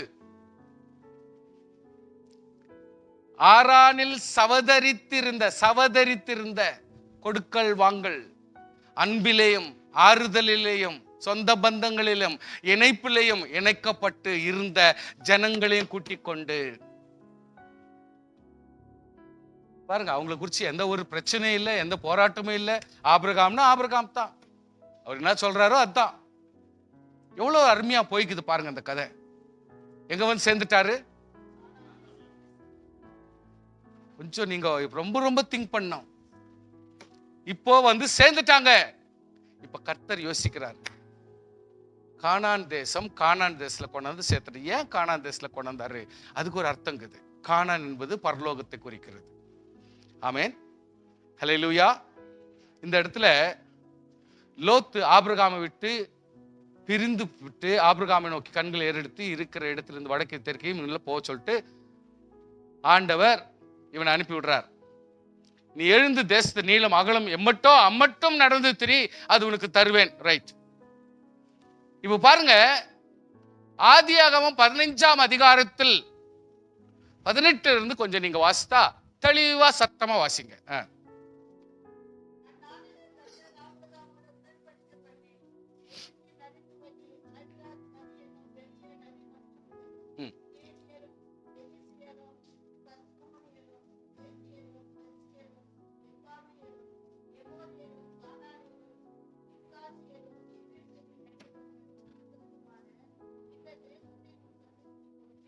ஆமென். பாருங்க, 10 சந்ததி அங்க இருக்குது. There is a great theory in a place where God wants to give his own children. இப்ப எப்படி ஆபிரகாமுக்கு எனக்கு சொந்த குழந்தை வேணும் அப்படின்னு இவன் போராடி வாங்குறான், கேட்டு வாங்குறான், 25 வருஷம் காத்திருந்து ஒரு பிள்ளைய வாங்குறான். அதே மாதிரி தான் ஆண்டவராகிய கர்த்தர் இவர்களுக்காக தங்குற இடமும் கூட ரொம்ப அற்புதமான பொறுத்து மெதுவா கவனமா இவங்களுக்கு கொடுக்கறாங்க. இதுல யார் ஆல்ரெடி இருக்கிறது? 10 பேர் Kenites, Cadmonites, Hittites, Perizzites, Rephims, Amorites and Canaanites and Girgasites and Jebusites. இவ்வளவு பேரும் கும்மாளம் போட்டு நிற்கிறாங்க. அந்த இடத்துல இவ்வளவு பேர் இருக்கிறாங்க. ஏன்னா அவ்வளவு செல்வாக்கு, அவ்வளவு ஆசீர்வாதம், பரலோகத்தினுடைய ஒரு சிம்டம்ஸ் கொடுக்கிறதான ஒரு இடம், பரலோகத்தினுடைய நிலையான நிலையை கொடுக்கக்கூடிய ஒரு இடம். அதுல இவ்வளவு பேரும் அப்படியே பிடிச்சுக்கினாங்க. ஏன்னா பிசாசுக்கு தெரியும் எது நல்ல இடம், எது நுணுக்கமான இடம், எது நம்ம எல்லாம் அனுபவிக்க வேண்டிய இடம் சொல்லிட்டு நல்லா தெரியும். கர்த்தருடைய பிள்ளைகளே, now I'll tell you, ஞாபகப்படுத்துறேன். At the time of Sarah's death, Canaan was possessed by Canaanite. The Abraham did not own any part of the promised land. Abraham had to buy a small piece of ground for a burial site for his family. Abraham கர்த்தர் மோரியா தேசத்தை விட்டு மோரே தேசத்தை விட்டு புறப்பட்ட பொழுது அந்த இடத்துல கானான் தேசத்துல அவங்க தான் இருக்கிறாங்க, கானானியர் தான் இருந்தாங்க. ஜெனிசஸ் 23 அதிகாரம் 1 முதல் சில வாசிக்கும் பொழுது, ஜெனிசஸ் 23 அதிகாரத்தில் 1 வசனம் வாசிக்கும் பொழுது, சாராள் 127 வருஷம் உயிரோடு இருந்தாள். இவ்வளவுதான் சாராளுக்கு வயசு. கானான் தேசத்தில் உள்ள எப்ரோன் என்னும் கிரியாத் அர்பாவிலே சாராள் மரித்தாள். அப்பொழுது ஆபிரகாம் வந்து சாராளுக்காக புலம்பி அழுகிறாரு. இங்கிருந்து இந்த இடத்துல சாராள் மரித்த பொழுது இந்த இத்தனை வருஷத்து வரைக்கும் ஆண்டவர் இவங்களுக்காக ஒரு சொந்த இடத்தை கொடுக்கல. நான் என்ன சொல்ல வரேன், நல்லா கவனிங்க. ஆண்டவர் வாக்குத்தத்தத்தை கொடுத்திருக்கிறார், ப்ராமிஸ் கொடுத்திருக்கிறார், அற்புதமாக நடத்தி வந்தார். இவனை நம்பி எத்தனையோ ஆயிரக்கணக்கான ஜனங்களா மாறிட்டாங்க. எல்லாருமே சந்தோஷமா வராங்க, எல்லாருமே நல்லதா இருக்கிறாங்க, ஜெபிக்கிறாங்க, துதிக்கிறாங்க. கர்த்தர் அற்புதமாவே நடத்தி கொண்டு போறார். இதுல நமக்கு தெரிஞ்சது வெறும் அவங்களுடைய சகோதரன் மகன் தான் வந்தான்றதை மட்டும் கவனத்துல வச்சுருக்கிறீங்க. இவ்வளோத்தையும் ஆயிடுச்சு. ஆனால் 127 வயசான சாராள் இப்போ செத்து போறாங்க. இப்ப சாராளை மரிக்கிறதுக்கு இவனுக்கு ஓன் லேண்ட் இல்லை. வாக்குத்தத்தம் இன்னும் நிறைவேறல. கர்த்தர் ஆசீர்வாதத்தை கொடுக்கிறார், சந்தோஷத்தை கொடுக்கிறார், நிறைவான உணவை கொடுக்கிறார், நிறைவான பலனை கொடுக்கிறார், ஆஸ்தியை கொடுக்கிறார், கோல்டு கொடுக்கிறார், சில்வர் கொடுக்கிறார். இவனுக்கு வேண்டிய எல்லா வித சம்பத்தை கர்த்தர் கொடுத்திருக்கிறார், எதிலும் குறை வைக்கல. ஆனால் அவனுக்கு லேண்ட் இன்னும் கூட கர்த்தர் கொடுக்கல. ஜெபத்துல வச்சுங்க. நம்முடைய விசுவாசம் தொய்ந்து போக கூடாது. நம்முடைய விசுவாசம் பெரிது. ரட்சிப்பு வெரி காஸ்ட்லி. நம்முடைய ஜெபம் ரொம்ப காஸ்ட்லி, நம்முடைய உபவாசம் ரொம்ப காஸ்ட்லி. டக்கு டக்கு டக்கு டக்கு நடந்துடணும் எதிர்பார்க்கிறோம். cannot happen. அது அவ்வளவு தூரம் நடக்கிறதுல. இன்றைக்கு அவன் என்னன்றா, கானான் தேசத்துல போயிட்டு விலைக்கு காசுக்கு ஒரு லேண்ட் வாங்குறான். அவங்க சொல்றாங்க, எங்கள் ஆண்டவனே, நாங்கள் சொல்லுகிறதை கேளும், எங்களுக்குள்ளே நீர் மகா பிரபு. புற ஜனங்கள் 10 விதமான ஜனங்க அங்க வாழ்றாங்க. அவங்க சொல்றாங்க, நீங்க பிரபு, மகா பிரபு. அவருடைய நான் என்ன சொல்றேன், மறுபடியும் ஞாபகப்படுத்துற பாருங்க. ஏதோ ஆபிரகாம் போயிட்டான், வைஃப் செத்துட்டாங்க, இடம் கேட்கிறான், அப்படி இல்லை. ஒரு ஆபிரகாம் அந்த இடத்துல இருக்கும் பொழுதே ஒரு தேவ மகிமை அவர்கள் உணர்கிறார்கள், ஒரு தேவ பிரசன்னத்தை உணர்கிறார்கள். அங்க இருக்கிற எல்லா ஜனங்களும் அதே ஜபத்தில் அதே விசுவாசத்தில் இருந்தால் அந்த இடம் முழுவதும் எப்படிப்பட்ட ஒரு விசுவாசமும் எப்படிப்பட்ட தேவ மகிமையா இருக்கும் சொல்லிட்டு கவனம் பண்ணி கைகளை தட்டு ஸ்தோத்திரம் பண்ணுங்க பார்க்கலாம். ஹல்லேலூயா. What a families, what a group it is. எப்படிப்பட்ட வினோதமான தண்டம் இது, எப்படிப்பட்ட ஒரு குழு இது. அந்த பிரசன்னத்திலும் அந்த மகிமையிலும் அந்த மேலான தன்மையிலும் அந்த ஜனங்களுக்கு தெரிஞ்சு போச்சு, ஐயோ இவர் ஒரு சாதாரண ஆள் இல்ல, இவர் ஒரு மகா பிரபு. எங்கள் கல்லர்களை முக்கியமானதுல பிரேதத்தை நீ அடக்கம் பண்ணும். என்னத்துக்கு லேண்ட போய் கேட்கிறீர்? உங்களுக்கு போயிட்டு தேவையா? நீ பிரேதத்தை அடக்கம் பண்ண, எங்களில் ஒருவனும் என் தன் கல்லறையில் உம்முடைய தடை செய்வதில்லை, யாரும் தடை பண்ண மாட்டாங்க அப்படின்னு கேட்கிறான். ஆபிரகாம் எழுந்து ஏத்தின் புத்திரராகிய அத்தேசத்தாருக்கு வந்தனம் செய்து, அப்பா நீங்க சொல்றதெல்லாம் நியாயம்தான். இங்க ஒரு பாயிண்ட் நான் சொல்லிக் கொடுக்க விரும்புகிறேன், நல்ல கவனிங்க ப்ளீஸ். என் ஆண்டவராக கர்த்தர் எனக்கு ஒரு வாக்குத்தத்தம் பண்ணினார். நான் உன் பிள்ளைகளை ஆசீர்வதிப்பேன், உனக்கு சந்தானத்தை கொடுப்பேன், உன் தேவைகளை சந்திப்பேன், உனக்காக லேண்ட் கொடுப்பேன் சொன்னார். அந்த ஆண்டவர் எனக்கு இன்னும் உறுதிப்பாடாக லேண்ட் கொடுக்கல. அதனால எனக்கு லேண்ட் இல்லை உலகத்துல, அவ்வளவுதான். என் ஆண்டவராகிய கர்த்தர் மூலியமாய் எனக்கு ஆண்டவர் உறுதிப்பாடாக ஒரு லேண்ட் கொடுக்கிற வரைக்கும் நான் என்கிட்ட லேண்ட் இருந்த மாதிரி எடுத்துக்க மாட்டேன். நீங்க கொடுக்கறது எனக்கு ஒரு லேண்டா இருக்காது. எவ்வளவு தூரத்துக்கு நம்மெல்லாம் ஒரு விசுவாச வாழ்க்கை வாழ்றதுன்னு எவ்வளவு பெருசு பாருங்க. நம்முடைய ஜெபம் எப்படி இருக்க வேண்டும், நம்முடைய உறுதிப்பாடு எப்படி இருக்க வேண்டும், நம்முடைய பொருள் எப்படி இருக்க வேண்டும், நம்மளுடைய ஆஸ்தி எப்படி இருக்க வேண்டும், நம்மளுடைய காரியம் எப்படி இருக்க வேண்டும். See how நுணுக்கத்தை எவ்வளவு தூரத்துக்கு ஆராய்ச்சி போகணும் நம்ம பாருங்க. சொல்றேன், என் தேவன் எனக்கு கொடுக்கிறேன்னு சொன்னாரு. அழைத்தவர் உண்மையுள்ளவர். என் கூட இவ்வளவு பேர் இருக்கிறாங்க, கர்த்தர் இவ்வளவு தூரத்துக்கு நடத்திட்டு வந்தார். எனக்கு ஒன்று குறையே இல்லை. எல்லா ஜனங்களும் நீங்களும் என்ன பார்க்கறது போல மகா பிரபுன்னு சொல்ற அளவுக்கு நான் இருக்கிறேன், ரைட். ஆனால் என் ஆண்டவர் எனக்காக இன்னும் லேண்ட் கொடுக்கல, அதனால எனக்கு லேண்ட் இல்லை, அவ்வளவுதான். நான் காசு கொடுக்குறேன், நீங்க லேண்ட் கொடுங்க, அதுல என் மனைவியை நான் பொதிக்கிறேன். என் குடும்பம், என் குடும்ப விஷயம் எனக்குள்ளே இருக்கணும். நீங்க கொடுக்கிற தயவு வச்சு என் குடும்பம் வாழணும்னு அவசியம் இல்லை. உங்களுடைய பெருந்தன்மை, அதுக்காக என் ஆண்டவரை நான் அவமதிக்க மாட்டேன்.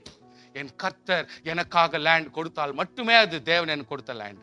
அது வரைக்கும் நான் ஒரு அனாதி தான், நான் ஒரு அந்நியன் தான் அப்படின்னு அந்த இடத்துல மக்பெலா அப்படின்ற ஒரு புதுசா கட்டின ஒரு கல்லறையை விலைக்கு வாங்கி அதை ரெஜிஸ்ட்ரேஷன் பண்றான். விசுவாசியே நல்ல கவனத்துல வச்சுங்க, எதை செஞ்சாலும் நீங்க உறுதிப்பாடு செய்யணும், ரெஜிஸ்ட்ரேஷன் பண்ணணும்.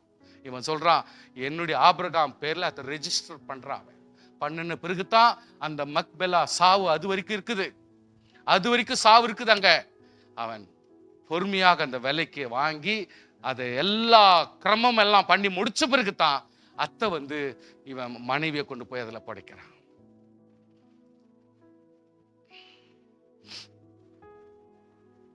ஸ்தோத்திரம். இது நம்ம டைம் வேஸ்ட் பண்ணுவாங்க. The land of Canaan was not to be possessed until Abraham's offsprings had been oppressed and enslaved for 400 years. கர்த்தருடைய பிள்ளையே, நான் ஆபிரகாமை அழைத்தேன், நியாயம்தான்.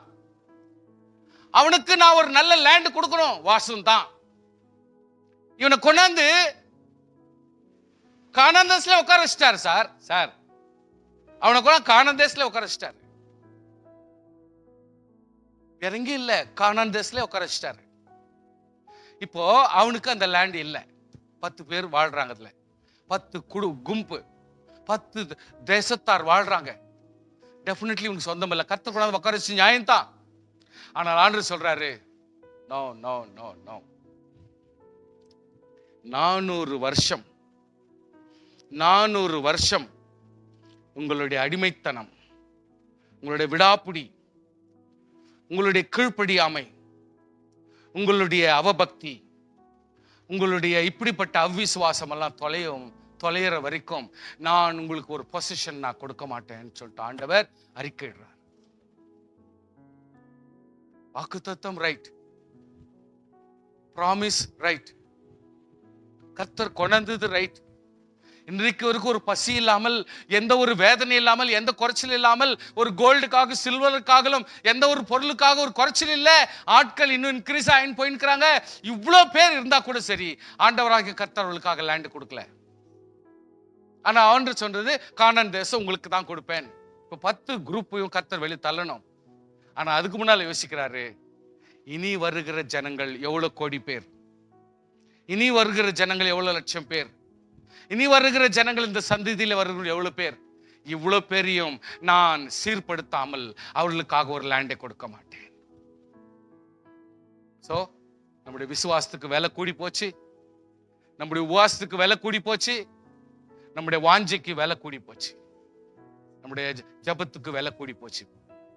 விசுவாசிகளே, நன்மை வரணும்னா இன்றைக்கு நம்ம பிள்ளைகளும் போராட வேண்டியது அவசியமா இருக்குது. ஜெனிசஸ் 15ஆம் அதிகாரத்தில் சொல்லப்படுகிறது, உங்கள் சந்ததியார் தங்களெல்லாம் அந்நிய தேசத்தில் பரதேசிகளா இருந்து அத்தேசத்தாரை சேவிப்பார்கள், அவர்களால் 400 வருஷம் உபத்திரப்படுவார்கள் என்று நீ ஆபிரகாம், நீ உயிரோடு இருக்கிறப்ப நீ புரிஞ்சுக்கோ. உனக்கே நான் சொல்லிடுறேன், உனக்கு பின்வரும் சந்ததியில் இருக்கிறவர்களுக்கு விசுவாசிகளாகிய இவர்கள் இஸ்ரவேலர்கள் 400 வருஷம் அடிமைகளாக வாழ வேண்டிய அவசியமா இருக்கு. காரணம், அவர் என்னை மறப்பார்கள், அவர் என்னை மறந்து விடுவார்கள், தேவனை மதிக்க மாட்டார்கள், தேவனை கனப்படுத்த மாட்டார்கள்.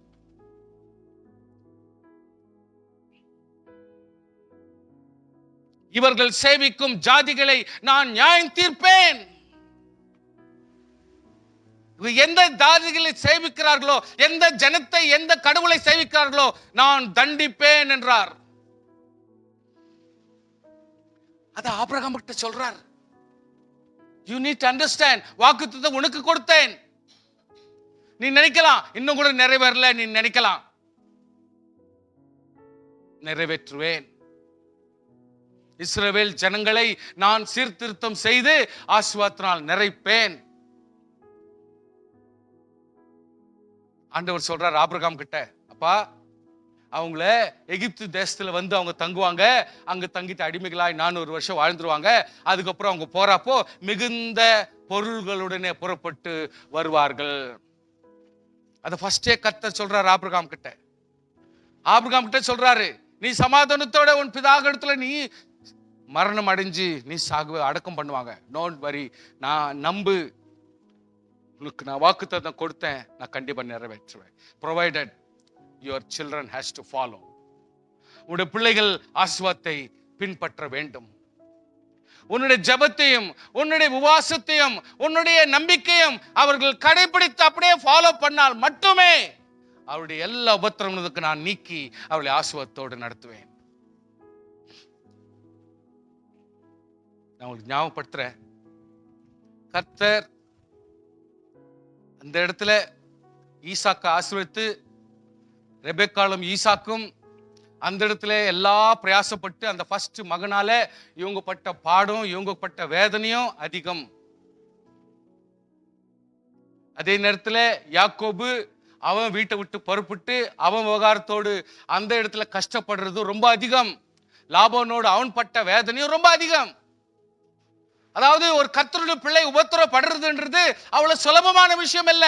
ஆண்டவராகிய கர்த்தர் யாரையும் சபிக்க விட மாட்டார். அட் தி சேம் டைம் நீயே பலப்பட்டு வரணும். வெளியில நீயே ஜபத்தை கொண்டு உபவாசத்தை கொண்டும் கீழ்ப்படுதலை கொண்டு கர்த்தர் சமூகத்திலே முன்னேறி வர வேண்டும்.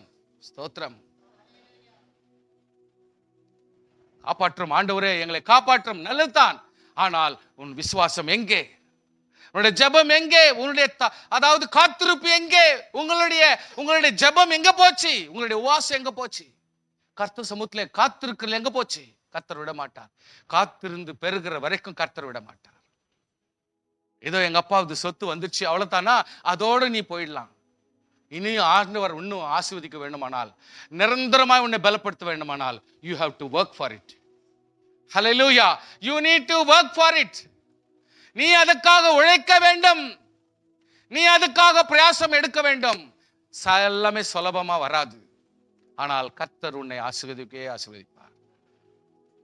என்ன சொல்லுதுங்கன்னா 16ஆம் வசனத்துல, 4ஆம் தலைமுறையிலே அவர்கள் இவ்விடத்திற்கு திரும்பி வருவார்கள். கானான் தேசத்துக்கு எந்த தலைமுறையில் வராங்க? 4ஆம் தலைமுறையில வருவாங்க. கர்த்தர் ஆபிரகாமோடு தெளிவாக சொல்லுகிறார், இதான்பா நடக்க போகுது, நீ அதை பத்தி கவலைப்படாத, நான் கண்டிப்பா செய்வேன். ஏனென்றால் எமோரியருடைய அக்கிரமம் இன்னும் நிறைவாகவில்லை. You need to understand the prophecy also. ஏதோ ஒன்று ஆசீர்வதிக்கு கர்த்தர் கஞ்சத்தனம் பண்றாரு. கர்த்தர் எனக்கு கொடுக்கறதுக்கு என்ன பெரிய கதையா? கொடுத்துட்டாதான் என்ன ஆயிடும்? சீக்கிரமா என்ன பலப்படுத்திட்டு என்ன கானான் தேசம் கொண்டு வந்துட்டதா என்ன ஆயிடும் அப்படின்னு நினைக்கலாம். ஆனால் கர்த்தர் சொல்லுகிறார், எந்த ஜாதி ஜனத்தையும் கர்த்தர் விடுறதில்ல. அவர் எமோரியருடைய அக்கிரமத்தை கர்த்தர் நிறைவேற்றாமல் ஆண்டவருடைய பிள்ளைகளுடைய ஆசீர்வாதத்தை கொடுக்க மாட்டார். Nearly 600 years passed from the promise of possessing this land. இந்த இடத்தை வாங்கி, அதாவது கானான் தேசத்துல கர்த்தர் கொண்டு வச்சு, now almost 600 years கர்த்தர் கானான் தேசத்தை இவங்களை யோசுவா பங்கிட்டு கொடுக்கிறார். யோசுவா பங்கிட்டு கொடுக்கிற காலம் 600 years. அது வரைக்கும் கர்த்தர் உலகத்திலே அவர்களுக்கு எதிர்பட்ட எந்த ஜனத்தையும் கர்த்தர் விடாமல், கர்த்தர் பெரியவர் என்பதையும் தேவனுடைய மகிமை பெரிது என்பதையும் விளங்க பண்ண ஒவ்வொரு ஜனத்தையும் கர்த்தர் பயன்படுத்துறார். ஒவ்வொரு ஜனத்தையும் உயர்த்தப்படுகிறார். To the time his seed actually acquired the land, the process fulfillment involved suffering adversity. Abraham life had its own trial. Abraham மிக வேதனைகளும் துக்கங்களையும் பலதையும் பட்டிருப்பான். அவன் எதுவும் சொல்லல, ஆவியானவரும் சொல்லல. இன்னைக்கு நம்மளும் அதே மாதிரி தான் பாடுகள் படுறோம், வேதனைகள் அனுபவிக்கிறோம். அது ஒரு லாபமாக எண்ணுங்கள். கர்த்தர் உங்களை வெறுமையாய் விட மாட்டார். ஸ்தோத்திரம் பண்ணுங்க பார்க்கலாம். ஆண்டவர் ஒருபோதும் உங்களை வெறுமையாய் விட மாட்டார். He suffered because of his deception concerning Sarah. சாராள் இந்த புள்ள வேணும், அது புள்ள வேணும், அதனால இந்த அம்மாவை மனைவியை வச்சுக்கோ, அது பண்ணிக்க, இது பண்ணிக்கோன்னு சொல்லிட்டு கண்டவங்க அந்த வீட்டுல பிறந்து அந்த வீட்டு ஒரு அசமாதானத்துக்கே ஆளாக்கிட்டாங்க. கடைசி ஆண்டவர் ஈசாக்கை கொண்டு அந்த வீட்டுக்கு சமாதானத்தை கொடுக்கிறார். Now he suffered because of the impatience in acquiring the son through Hagar. ஆகாரனுடைய குழந்தைனாலும் இந்த ஒரு பிரச்சனை வந்தது. But Abraham was interrupted blessings, yet he was blessed in every way. ஒவ்வொரு விதத்திலே தேவன் ஆபிரகாமை ஆசீர்வதித்தார். இந்த கர்த்தருடைய பிள்ளைகளே, ஆபிரகாமுடைய இடத்துல இருக்கிற நாம் நம்முடைய வாழ்க்கையில் எத்தனையோ பிரச்சனைகள் போராட்டம் வரலாம். நம்புங்கள், கர்த்தர் நமக்கு ஒரு வாக்குத்தத்தத்தை கொடுத்தார். அவர் கண்டிப்பா நிறைவேற்றுவார். ஹல்லேலூயா. வசனம் என்ன சொல்லுது? ஆதியாகமம் 24:1 ஆபிரகாம் வயது சென்ற முதிர் வயதவனானான், கர்த்தர் ஆபிரகாமை சகல காரியங்களிலும் ஆசீர்வதித்தார். லேண்ட் கொடுக்கல, no problem. By the time இஸ்ரவேலர் ஆபிரகாம் இந்த இடத்துல கானான் இடத்துல இருக்கிறாங்க. யாக்கோபனுடைய பிள்ளைங்க அப்படியே பலப்பட்டு கடைசியில நல்லா கவனிச்சு பாருங்க. லாஸ்ட் டைம் ஒரு வாட்டி உங்களுக்கு எக்ஸ்பிளைன் பண்ண, அந்த பையனுக்கு ஒரு தரிசனம் வந்துக்குது. அந்த தரிசனத்தை கேட்கறது கூட அவங்களுக்கு விசுவாசம் இல்லை. அந்த அளவுக்கு விசுவாச ஜெபம் அந்த வீட்டுல இல்லை. அந்த பையனுக்கு ஒரு தரிசனம் வந்துக்குது. இது என்ன உண்மையில கர்த்தர் ஏன் அந்த பிள்ளைக்கு இந்த தரிசனத்தை கொடுக்கிறாரு, இதுல என்ன அர்த்தம் கூட யோசிக்கிறதுக்கு அவங்களுக்கு தன்மை இல்லை. அந்த பிள்ளைக்கு விசாரிச்சு ஆண்டவர்கிட்ட ஜெபம் பண்ணியாவது, கர்த்தாவே என் பிள்ளைக்கு இந்த கனவு கொடுத்துருக்கிறார், எதுன்னா கதைன்னு தெரியலையே அப்படின்னு போய் கேட்கறதுக்கு கூட அவங்களுக்கு முடியல. அந்த மாதிரி விசுவாசம் இல்லாத இருந்துச்சு. அவ்விசுவாசத்துல ஆழமா போயிட்டு இருக்கிறாங்க. தேவனை மறந்திருக்கிறாங்க. கானான் தேசத்துல தான் இருக்கிறாங்க, ஆனால் ஆண்டவரை முற்றிலுமாய் மறந்திருக்கிறார்கள். ஆசீர்வாதம் வராது, நன்மை வராது, சமாதானம் வராது. உன்னுடைய சமாதானத்தை நீ கெடுத்துக் கொள்வாய், இன்னொரு சமாதானத்தை நீ கெடுப்பாய்.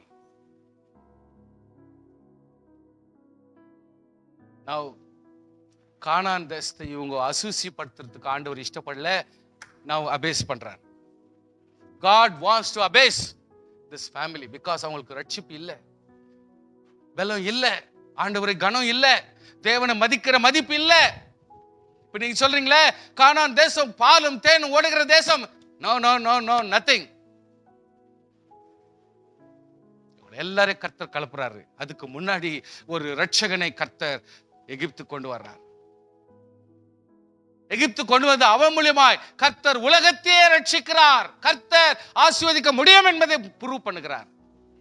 ஒரு விசுவாசியை கொண்டு கர்த்தர் உலகம் முழுவதிலும் தலைவனா வைக்க முடியும் என்பதை கர்த்தர் ஒரு யோசேப்பை கொண்டு கர்த்தர் ப்ரூவ் பண்றார். இன்றைக்கு யோசேப்பு அவங்களுக்காக ஒரு அருமையான ஒரு ஃபர்டைல் லேண்ட் தெரிஞ்சுக்கின்னு ஹோல் குடும்பத்தையே அந்த ஊர்ல வச்சிடறான். சுகம் ஓவர் ஆயிடுச்சு, ஆரோக்கியம் ஓவர் ஆயிடுச்சு. டைரக்ட் அரண்மனையிலிருந்தே ரேஷன், அரண்மனையிலிருந்தே எல்லா ஆசீர்வாதம், அரண்மனையிலிருந்தே எல்லா சொத்து, அரண்மனையிலிருந்தே எல்லா வசதி வருது. கடவுள் எங்கே? நோ கடவுள். வாசியுடைய ஜீவியத்துல ஆண்டவர் ஆசீர்வாதங்களை கொடுக்கும் பொழுது தேவன் மறக்க வேண்டிய சூழ்நிலை, நன்மைகள் அதிகமாய் வரும் பொழுது ஆண்டவரை மறக்க வேண்டிய சூழ்நிலை, வசதிகள் அதிகமாகும் பொழுது தேவனுடைய கனப்படுத்துதல் கம்மியாயிடும். கர்த்தராகிய தேவன் இப்பொழுது ஆண்டவர் கொஞ்சம் கொஞ்சமா ஆண்டவர் ப்ரிப்பேர் பண்ண ஆரம்பிச்சிட்டார். Somehow God wants to see that கானான் தேசத்துல இவர்களை கொண்டு வர வேண்டும். இவர்கள் படுற பாடு ஓவர் ஆயிடுச்சு. 400 வருஷம் முடிய போகுது. எல்லா உலகத்தானும் எகிப்தியனும் யாரா இருந்தாலும் திருந்தலனா அடிதான், திருந்தலனா ஒத்ததான், திருந்தலனா தண்டனை தான். கர்த்தர் ஒவ்வொரு தண்டிக்க ஆரம்பிக்க அசுரனையும் அசுசிக்காரனையும் யாரையும் கர்த்தர் விடல. எல்லாரும் நாசம் பண்ணி கண்ணெதிர்க்கு பார்க்க வைக்கிறார். இஸ்ரவேலரே, நீங்களும் திருந்தாவிட்டால் உங்க வாழ்க்கை கூட இந்த கதி தான் போயிடும். கர்த்தர் சொல்லுகிறார். அப்படி செய்தார். இவங்க பிரயாணம் பண்ணி எவ்வளவு தூரம் வந்தா கூட சரி, அதுல அவ்விசுவாசம் உள்ள ஒருத்தனை என்டர் பண்ண முடியாது. கர்த்தருடைய விசுவாசி. நல்லா கவனிச்சுங்க.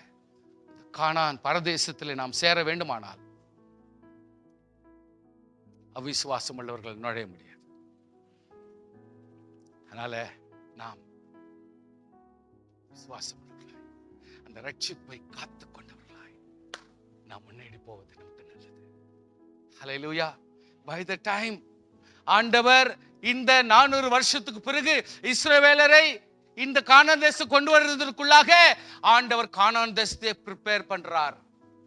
செழிப்பு நிலமாக மாற்றுகிறார். எவ்வளவு தூரத்துக்கு? பாலும் தேனும் ஓடுகிற தேசமாக கர்த்தர் மாற்றுகிறார். கரங்களை தட்டி ஸ்தோத்திரம் பண்ணுவோம். ஹல்லேலூயா. God can do anything. God can do anything for his children. ஆனா ஒண்ணு மட்டும் நியாயம். அவ்விசுவாசம் உள்ள 6,02,000 பேர் விட்டு மத்தவங்க எல்லாருமே வழியில செத்து போயிடும். என்ன அர்த்தம்? கர்த்தருடைய பிள்ளைகளே, நம்முடைய வாழ்க்கையில காணப்படுகிற அவ்விசுவாசத்தை நாம் புதைத்து போட வேண்டும்.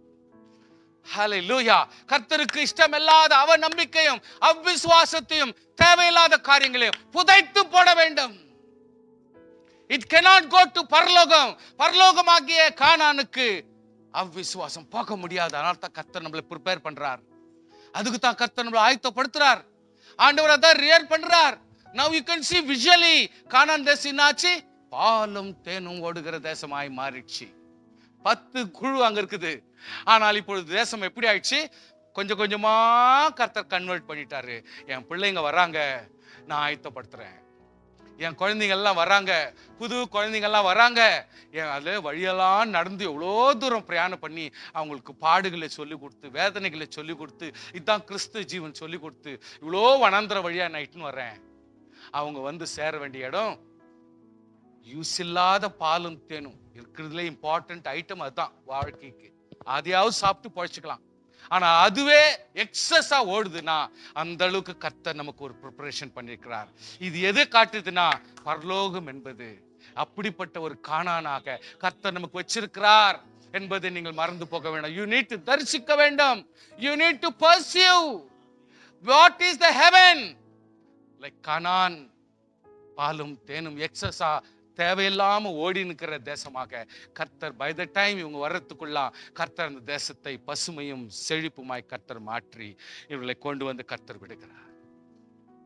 சுவாசியே கொஞ்சம் எஞ்சி நின்று ஆண்டவரை ஸ்தோத்திரம் பண்ணலாம். தேவனே தேவனே கிருபையாயிரு சுவாமி. நாங்க ஆல்ரெடி கானான்ல தானே இருந்தோம். நாங்க ஆல்ரெடி கானான்ல தானே வாழ்ந்திருந்தோம்.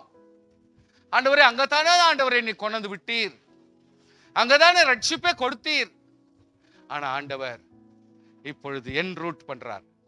ரூட்டை மாத்தி அவருடைய ரட்சிப்பையும் அவருடைய விசுவாசத்தையும் அவ்விசுவாசத்தை எல்லாம் கலைந்து போட்டு அங்க இருக்கிற அசுரனையும் அங்க இருக்கிற எகிப்தியனும் அங்க இருக்கிற ஒவ்வொரு தேவையில்லாத ஜாதி ஜனத்தை கர்த்தர் நாசப்படுத்தி எல்லா தேவையில்லாத காரியங்களை கர்த்தர் மாற்றி ஒரு ஆசீர்வாதமான பிள்ளைகளை கொண்டு பரதீசுக்கு சேர்க்க கர்த்தர் விரும்புகிறார். அதுதான் ஒரு கானான் தேசம். அது பாலும் தேனும் ஓடுகிற தேசம். நான் என் பிள்ளைகளை கொண்டு சுதந்திரமாய் கொடுக்க போகிற இடம் அவ்வளோ ஆசீர்வாதமாய் இருக்க வேண்டும், நன்மையாய் இருக்க வேண்டும், சுகமாய் இருக்க வேண்டும், பலனாய் இருக்க வேண்டும். என் பிள்ளைகளுக்கு நான் கொடுக்கிற ஆசீர்வாதம் விலையேறப்பட்டதா இருக்க வேண்டும் என்று கர்த்தர் விரும்புகிறார். ஸ்தோத்திரம் பண்ணுங்க பார்க்கலாம். ஹல்லேலூயா, ஹல்லேலூயா, ஹல்லேலூயா, ஹல்லேலூயா. அசுசி வரக்கூடாது. அதுல ஒரு அசுசி வரக்கூடாது. நான் பிள்ளைகள் அனுபவிக்கிறாங்க. நான் பிள்ளைகள் 4th generation இப்பொழுது ஆசீர்வாதத்தை அனுபவிக்கிறாங்க. அந்த லேண்ட் அழைத்த தேவன் உண்மை உள்ளவர். வழியில ஒருபோதும் உன்னை கைவிட மாட்டார். ஒரு சாப்பாட்டுக்கு ஏங்கி தவிக்க கர்த்தர் விட மாட்டார். ஒரு ஆசீர்வாதங்களுக்கு ஏங்கி தவிக்க கர்த்தர் விட மாட்டார். உன்னுடைய வாழ்க்கையில போராட்டம் இருக்கலாம், உன்னுடைய வாழ்க்கையில துக்கம் இருக்கலாம், உன்னுடைய வாழ்க்கையில சஞ்சலம் இருக்கலாம். ஆனால் that doesn't mean கர்த்தர் உன்னை கைவிட்டார் என்று. உன்னை ஆசீர்வாதமாய் கொண்டு சேர்க்கிற தேவனுக்கு ஸ்தோத்திரம். துக்கப்படாதே. உன்னை நடத்துகிற உண்மை உள்ளவர், உன்னை பலப்படுத்துகிற உண்மை உள்ளவர். Every child should understand I am a part of my father and my mother. என் தாய் தகப்பனுடைய ஒரு அங்கமாக இருக்கிறேன். என் தாய் தகப்பனுடைய சரீரத்தின் அங்கமா இருக்கிறேன். ஆவிக்குரிய சரீரத்தின் அங்கமா இருக்கிறேன். ஒரு ஆவிக்குரிய மகிமையின் அங்கமா இருக்கிறேன். இப்பொழுதிலிருந்தே நான் என்னை காத்துக் கொள்ள வேண்டும். I need to prepare myself to equip for the blessings or the promise to fulfill. கர்த்தர் கொடுத்த வாக்குத்தத்தம் நிறைவேற நானும் போராட வேண்டியது அவசியமா. ஹல்லேலூயா. ஸ்தோத்திரம் பண்ணலாமா? ஸ்தோத்திரம் பண்ணலாமா? ஹல்லேலூயா. ஸ்தோத்திரம்.